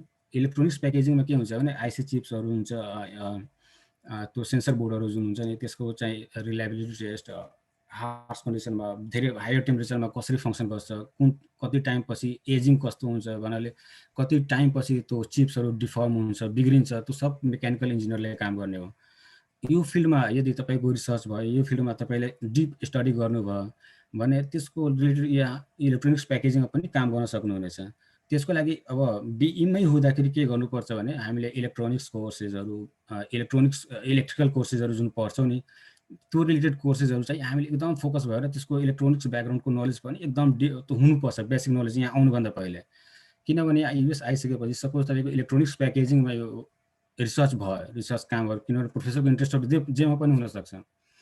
यदि यसमा भयो भने तपाईँलाई त्यो बेसिक नलेजहरू पहिलादेखिको चाहिन्छ। त्यसपछि अब फाइनाइट एलिमेन्ट वा सिमुलेसन इन्जिनियरको रूपमा पनि काम गर्न सकिनेछ।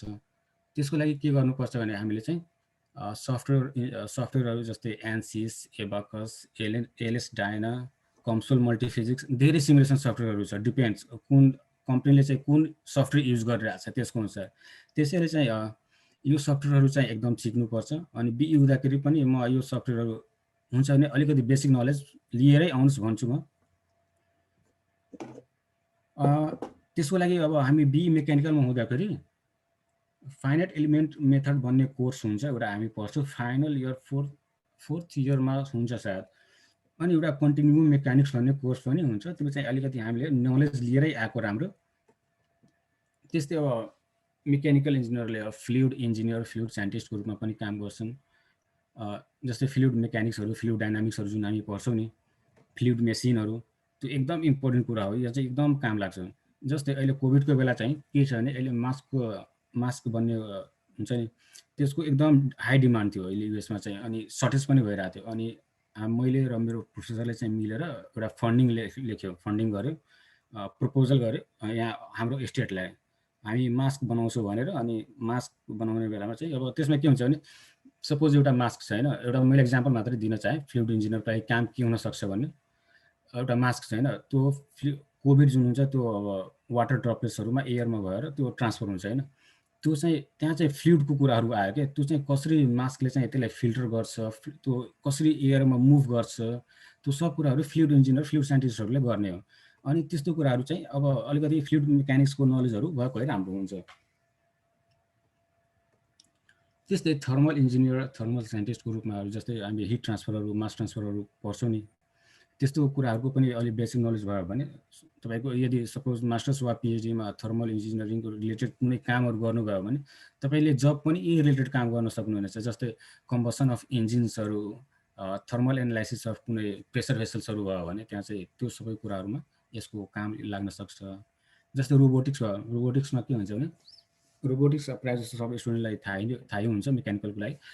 रोबोटिक्समा के हुन्छ भने जस्तै एग्रिकल्चरल सिस्टम भएन, कुनै बिरुवा रोप्ने वा हुन्छ नि एग्रो बेस्ड त्यो हुन्छ नि मेसिनहरू बनाउने त्यस्तो किसिमको कामहरू पनि यसमा गर्न सक्नुहुनेछ। अनि म्यानुफ्याक्चरिङ इन्जिनियर पनि हुन्छ। म्यानुफ्याक्चरिङ इन्जिनियर भनेको प्रोडक्सन अनि इन्डस्ट्रिजहरूमा कसरी प्रोडक्सन भइरहेछ त्यहाँको system reliability, systems engineer, process engineer, धेरै किसिमको हुन्छ कि कामहरू मेकानिकलको, त्यो सबै यसमा गर्न सक्नुहुनेछ। त्यस्तै एयरक्राफ्ट इन्जिनियर वा एयरक्राफ्ट साइन्टिस्ट, यसमा के हुन्छ भने तपाईँले एयरक्राफ्टको नयाँ किसिमको एयरक्राफ्टहरू हाइपरसोनिक के हुन्छ त्यसको बारेमा अलि डिटेल मलाई त एयरक्राफ्टको बारेमा थाहा छैन, तर अब त्यही हो एयरक्राफ्टको फ्लाइट सिमुलेसनहरू, नयाँ किसिमको फ्लाइटहरू कसरी बनाउने, एयरक्राफ्टहरू कसरी बनाउने, रिलायबल कसरी हुने, हाई स्पिडमा सोनीको वेमा के भन्छ त्यो सबै कसरी गर्ने। तर जेनरली यसमा के हुन्छ भने युएस सिटिजनसिपहरू मागेर आउँछ, किनभने अलिकति यो US national security agency related कुराहरू हुनसक्छ, किनभने फ्लाइट उडिरहेछ भने त्यो युएसको हुन्छ नि गभर्मेन्ट रिलेटेड कुराहरू भयो, अलिक हाइली सेक्युर्ड कुराहरू भयो, त्यसैले चाहिँ अलिकति यसमा युएस सिटिजनसिपहरू मागिरहेको हुनसक्छ। तर धेरै जसो इन्डस्ट्रिजहरूले चाहिँ नभए नि इन्टरनेसनल स्टुडेन्टहरूलाई हायर गरिरहेकै हुन्छन्, तर धेरै कम हुन्छन् यस्तो कुराहरूमा। अलि यो कुराहरू नेसनल सेक्युरिटीको कुराहरू हुन्छन्, त्यही भएर अलिकति केयरफुल हुनुपर्छ यस्तो कुराहरूमा, यस्तो फिल्डमा आउँदाखेरि। अनि अब बिईमै हुँदाखेरि स्किल्सहरू के डेभलप गर्नु पर्यो ताकि यहाँ युएसमा मास्टर्स वा पिएचडी गर्नाले सजिलो हुन्छ वा जब पाउन सजिलो हुन्छ भन्ने अलिकति म सफ्टवेयर बारेमा भन्छु। सफ्टवेयरमा भने म्याटल्याब र पाइथन, यो दुईवटा एकदम इम्पोर्टेन्ट कुराहरू हो। सी प्रोग्रामिङ गर्दाखेरि सी प्रोग्रामिङ त जस्ट एउटा बेसिक प्रोग्रामिङ मात्रै हो, अलिकति नलेज दिन्छ प्रोग्रामिङ कस्तो काम गर्छ भन्ने। तर हामीले चाहिँ म्याटल्याब म्याटल्याबमा एकदम राम्रो नलेज लिएर आएकै राम्रो। पाइथनमा ठिकै अलिकति बेसिक नलेज मात्रै छ भने ठिक छ, यहाँ आएपछि रिक्वायरमेन्ट अनुसार गर्न सकिन्छ। तर म्याटल्याब अलिकति सिकेरै आउनु होला, किनभने यहाँ टिचिङ एसिस्टेन्ट गर्दाखेरि सपोज तपाईँले टिचिङ एसिस्टेन्ट पाउनुभयो भने मेबी तपाईँको क्लासमा चाहिँ म्याटल्याब युज गर्न सक्ने अवस्था आउन सक्छ। जस्तै मेरो इक्जाम्पलमा छ, म म्याटल्याब र सोलिड वर्क्स म आफ्नो क्लासमा गराउँछु, त्यसैले चाहिँ अलिकति बेसिक नलेज लिएर आउनु होला। त्यस्तै डिजाइनमा के हुन्छ भने सोलिड वर्क्स र क्याटिया दुवै राम्रो, कुनै एउटा सफ्टवेयरमा चाहिँ राम्रो गर्ने हो। सबै सफ्टवेयरहरू सिकेर काम छैन, फेरि सिक्न पनि सकिँदैन, गाह्रो छ। त्यसैले एउटा सफ्टवेयर लिने, जस्तै फर इक्जाम्पल सोलिड वर्क्स एउटा सफ्टवेयर लिने, त्यसमै चाहिँ एकदम हरेक कुराहरू राम्रोसँग सिक्ने हो, राम्रोसँग गर्ने, एक्सपर्टिज लिने। त्यस्तै सिमुलेसनमा के छ भने एन्सिस हुन्छ, एन्सिसमा मेकानिकल पार्ट हुन्छ, सिएफडी पार्ट हुन्छ, वर्क बेन्चहरू हुन्छ। त्यहाँ चाहिँ अब फ्लुइड मेकानिक्स रिलेटेड केही आफ्नो इन्ट्रेस्ट छ भने सिएफडीमा अलिकति राम्ररी सिक्नु होला। स्ट्रक्चरतिर छ भने इन्ट्रेस्ट छ भने मेकानिकल एपिडिएल जुन हुन्छ नि त्यसमा अलिकति राम्रोसँग सिक्नु होला। त्यस्तै एबाकस पनि छ, एबाकस पनि सिमुलेसन सफ्टवेयर नै हो, एलएसटी होइन, computer multi physics, different types हो। अब जुन एउटा यो सबै सफ्टवेयरमध्ये कुनै एउटा सिक्ने, राम्रोसँग सिक्ने हो, त्यति हो। अनि पछि जब गर्दाखेरि यो छैन कि मलाई म्याटल्याब एकदम राम्रो छ भने त्यसमा जब हुँदैन। तपाईँ म्याटल्याब कम्पनीमै सफ्टवेयर इन्जिनियरको रूपमा काम गर्न सक्नुहुनेछ। म्याटल्याब मेकानिकल इन्जिनियर भएर पनि तपाईँ एकदम म्याटल्याब सफ्टवेयर इन्जिनियर भएर काम गर्न सक्नुहुनेछ, एकदम राम्रो छ। जस्तै सोलिड वर्क्स इन्जिनियर पनि हुनसक्छ, सोलिड वर्क्स एक्सपर्ट पनि हुनसक्छ, वा एन्सिस सिमुलेसन इन्जिनियर पनि हुन्छ, मेकानिकल वा सिएफडी कुनै एउटा। त्यस्तै स्किल्स रिक्वायर्डमै अब अलिकति रिसर्च प्रोजेक्टहरू गर्नु होला। फाइनल इयरमा हुँदाखेरि जुन हुन्छ नि प्रोजेक्ट हामीलाई दिइन्छ, त्यसमा एकदम इन्भल्भ भएर काम गर्नु होला। यो त्यसमा त अब खासै हाम्रो पुल्चोकमा अब अरू कलेजहरूमा के हुन्छ भने ग्रुप बनाइदिन्छ होइन, 4 जना 5 जनाको ग्रुप हुन्छ, अनि 2 जनाले गऱ्यो, 3 जना चाहिँ थाहै हुँदैन 3 जनालाई के भइरहेछ भने त्यस्तो चाहिँ नगर्नु होला। प्रायः जस्तो त्यस्तै म हेर्छु। इन्भल्भ भएर काम गर्नुहोस्, किनभने त्यो एक्सपिरियन्सहरू एकदम काम लाग्छ यहाँ चाहिँ। किनभने तपाईँले एप्लिकेसन हाल्दाखेरि वा प्रोफेसरसँग कुरा गर्दाखेरि तपाईँले के गर्नुभयो त्यहाँ चाहिँ यही कुरा देखाउनुपर्छ। अनि सपोज केही गरेकै छैन, प्रोजेक्ट त त्यहाँ त कम्प्लिट हुन्छ, कलेजले त लागु गरिदिन्छ होइन, त्यहाँबाट डिग्री पाइहाल्छ। तर गाह्रो हुने भनेको त्यसपछिको कुरा हो। त्यसैले चाहिँ प्रोजेक्टहरू चाहिँ एकदम इन्भल्भ भएर कुरा गर्नु होला। अनि राम्रो रिजल्ट आइसकेपछि एउटा हुन्छ नि कन्फरेन्स पेपर वा journal paper, always try to get 1, किनभने त्यसले चाहिँ एकदम हेल्प गर्छ एसिस्टेन्सी पाउनलाई, एडमिसन पाउनलाई। किनभने अलिकति हुन्छ नि यसले चाहिँ अरू एभरेज स्टुडेन्टहरूभन्दा तपाईँको अलिकति हुन्छ नि पोइन्ट्स बढाउँछ कि यसले चाहिँ। अनि maintain good relationship with the professors, किनभने यसले चाहिँ लेटर अफ रिकमेन्डेसन पाउन अलिक सजिलो हुन्छ। किनभने धेरै प्रोफेसरले चाहिँ हुन्छ नि टाइम हुँदैन वा यताउति केही गरिदिन्छ होइन, तर रिलेसनसिप राम्रो छ भने इजिली मान्छन्, इजिली लेखिदिन्छन्, इजिली गरिदिन्छन् होइन। अनि जब सर्चमा पनि एकदम इजी हुन्छ। जस्तै मैले बिई गर्दाखेरि मेरो प्रोफेसरसँग राम्रो रिलेसनसिप थियो, अनि मैले चाहिँ जब खोज्दाखेरि मैले सरहरूलाई भनेको थिएँ, सर यता कुनै भ्याकेन्सीहरू तपाईँको नलेजमा आयो भने मलाई भन्नु होला। अनि सरले मलाई मिलाइदिनु भयो, मैले काम पनि गरेँ त्यहाँ हाइड्रो पावर कम्पनीमा सरकै रिकमेन्डेसनमा। त्यसैले चाहिँ अलिकति रिलेसन बनाएर राख्नु होला। अनि एउटा मैले सोसल नेटवर्किङमा एउटा कुरा के थप्न चाहेँ भने अलि लिङ्कडिन बनाउनुहोस् होइन। लिङ्कडिनमा प्रोफेसरहरू, साइन्टिस्टहरू, इन्जिनियरहरू एकदम वर्ल्डका हरेक मान्छेहरू यहाँ हुन्छन्, तिनीहरूसँग कन्ट्याक्ट गर्ने कोसिस गर्नुहोस्। तिनीहरूसँग कन्ट्याक्ट गर्दाखेरि वर्ल्डमा के भइरहेछ, एसटिसिसी त्यहाँबाट पनि कुरा धेरै। मैले त कति प्रोफेसरलाई चाहिँ लिङ्कडिनमै कन्ट्याक्ट गरेर त्यहाँ चाहिँ केही तिम्रो युनिभर्सिटीमा तिम्रो ल्याबमा केही भइरहेको छ, मलाई त्यस्तो पाउने चान्सेस केही छ कि छैन भनेर मैले त्यही बेला लिङ्कडिनमै कतिजनाले मैले मेसेज गरेँ, त्यहाँ पनि राम्रो रेस्पोन्स आउँछ। इमेल गर्न पनि हुन्छ, यो लिङ्कडिनमा डाइरेक्ट कुरा गरे पनि हुन्छ। यो एउटा हो। अनि तर यसमा यो फेसबुक जस्तै त होइन, यसलाई चाहिँ फेसबुक जस्तो नबनाउनु, एकदम प्रोफेसनल चाहिँ हो। यो चाहिँ यहाँ अलिकति हुन्छ नि प्रोफेसनल कुराहरू राख्नु होला। यति भन्दै म आफ्नो प्रेजेन्टेसन यहीँ सघाउँछु। Thank you. क्वेसन्स म लिन चाहे यसपछि। थ्याङ्क यू अजय दाई। होप धेरैले उहाँको कुराहरू सुन्नुभयो होला अनि धेरै कुरा जान्नु पनि भयो होला।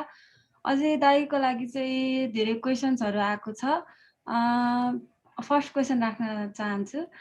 नेपालमा चाहिँ इन्डस्ट्रियल रिभोल्युसन ल्याउन चाहिँ केले चाहिँ स्टप गरिरहेछ, अनि as a bachelor degree holder स्टुडेन्टहरूले चाहिँ टप इन्डस्ट्रिजहरूमा चाहिँ कस्तो एबिलिटी पोजेस गर्नुपर्छ जस्तो एक्सपेक्ट गर्छन्, त्यसको बारेमा थोरै भनिदिनु न। इन्डस्ट्रियल रिभोल्युसनको कुराहरू गर्दाखेरि अब मेन नेपालमा के चाहिन्छ भने एउटा इन्टेन्सन चाहिन्छ क्या। नेपालमा मान्छेहरूलाई त्यसो गर्ने इन्टेन्सनै देख्दिनँ। अनि त्यसपछि अर्को कुरा के छ भने अब फाइनेन्सियल सपोर्ट पनि हुनुपर्छ, फन्डिङ एजेन्सीहरू, बाहिरबाट स्पोन्सरसिपहरू वा फाइनेन्स गर्ने मान्छेहरू सोर्सहरू त्यो ल्याउन सक्नुपर्छ। अनि त्यसपछि स्किल म्यान पावर, जुन सपोज अब धेरै मान्छेहरू नेपालमा पढिसकेपछि फोरेन जाने त्यो गर्छन् वा फोरेन जब गर्ने वा स्टडिज गर्नेहरू जान्छन्, त्यहाँ जान्छन् त्यहीँ बस्छन्। फेरि त्यो पनि एउटा फ्याक्टर हो रिभोल्युसन त्यो इन्डस्ट्रियलमा अलिकति डेभलप नभएको कारण। अनि स्किलको बारेमा के सुन्नु भएको थियो एकचोटि फेरि भनिदिनु त। टप इन्डस्ट्रिजहरूसँग चाहिँ कनेक्ट हुनलाई चाहिँ स्टुडेन्टहरूले चाहिँ कस्ता एबिलिटिज र स्किल्सहरू चाहिँ पोजेस गर्नु पर्ला त भन्ने क्वेसन आएको थियो। त्यसको रिलेटेड भन्नुपर्दा अब आफूले बीमा गरिरहेको कुराहरू जुन हुन्छ नि त्यसमै राम्रो फोकस गर्ने, राम्रोसँग त्यो गर्ने, नलेज लिने। अनि त्यसपछि नेटवर्किङहरू असाध्यै, नेटवर्किङमा अलवेज बिलिभ इन नेटवर्किङ, किनभने जहाँ काम पाउने भनेको नेटवर्किङको थ्रुले हो। इङ्ग्लिसमा पनि त्यस्तै हुन्छ, नेटवर्किङ राम्रो छ भने इजिली जब पाउन अलिकति सजिलो हुन्छ। अनि छैन भने अलिकति गाह्रो हुनसक्छ, तर पाउने सबले पाउँछ, तर अलिक सजिलो गाह्रो कुरा मात्रै हो। अनि त्यसैले चाहिँ अब जस्तै लिङ्कडिन मैले एउटा भने, लिङ्कडिनबाट पनि धेरै युनिभर्सिटिजहरूलाई, धेरै प्रोफेसनलहरू चाहिँ रिच गरेर त्यहाँबाट कुरा गरेर मिलाउन सकिन्छ कि, त्यस्तो कुरा म भन्न चाहेँ। Thank you sir. अनि नेक्स्ट क्वेसन चाहिँ के छ भन्दाखेरि मेकानिकल इन्जिनियरिङ गरेर ब्याचलर चाहिँ अनि मास्टर्स चाहिँ कम्प्युटर साइन्समा गर्दा चाहिँ कस्तो यो फिजिबल हुन्छ कि हुँदैन भनेर क्वेसन आएको थियो। हेरौँ यसमा के हुन्छ भने मास्टर ब्याचलरमा के गरेको छ भने त्यसको अनुसारले चाहिँ मास्टर्स र पिएचडी खासै छैन जस्तो लाग्यो, त्यसले डिपेन्ड गर्छ जस्तो लाग्दैन। तर के हुन्छ भने एडमिसन हुने बेलामा चाहिँ तपाईँले चाहिँ म यो फिल्डमा एक्सेल गर्न सक्छु, राम्रो गर्न सक्छु, तपाईँको इन्ट्रेस्ट देखाउन सक्नु पर्यो, रिसर्चको केही कामहरू त्यो फिल्ड रिलेटेड छ भने त्यो देखाउन सक्नु पर्यो। अनि एउटा मेन कुरो के हो भने तपाईँले 4 वर्ष मेकानिकल इन्जिनियरिङ पढ्नुभयो, अब आएर फिल्ड चेन्ज गर्नुभयो भने 2 वर्षमा तपाईँ त्यसमा राम्रो गर्न सक्नुहुन्छ कि हुँदैन त्यो चाहिँ पनि आफूले पुरा सोच्नु पर्यो। त्यो सबै गरिसकेपछि आई थिङ्क तपाईँले स्विच गर्न सक्नुहुन्छ। किनभने मेरो एकजना टिएको सुपरभाइजर हुनुहुन्छ होइन, उहाँ चाहिँ इन्डियाबाट हुनुहुन्छ। उहाँले चाहिँ बिई चाहिँ सिभिलमा गर्नुभयो, यहाँ चाहिँ मेकानिकलमा मास्टर्स र पिएचडी गर्नुभयो। डिफ्रेन्ट एकदम टोटली डिफ्रेन्ट फिल्ड चाहिँ। अब मेकानिकलमा चाहिँ पनि अब मेकानिकलमा पनि होइन, सिभिल रिलेटेड जुन हुन्छ नि अलिकति मिल्दोजुल्दो हुन्छ धेरै कुराहरू, त्यस्तो कुरा पनि होइन, एकदम डिफ्रेन्ट कुरा। यहाँ चाहिँ आएर उहाँले चाहिँ नन लिनियर डाइनामिक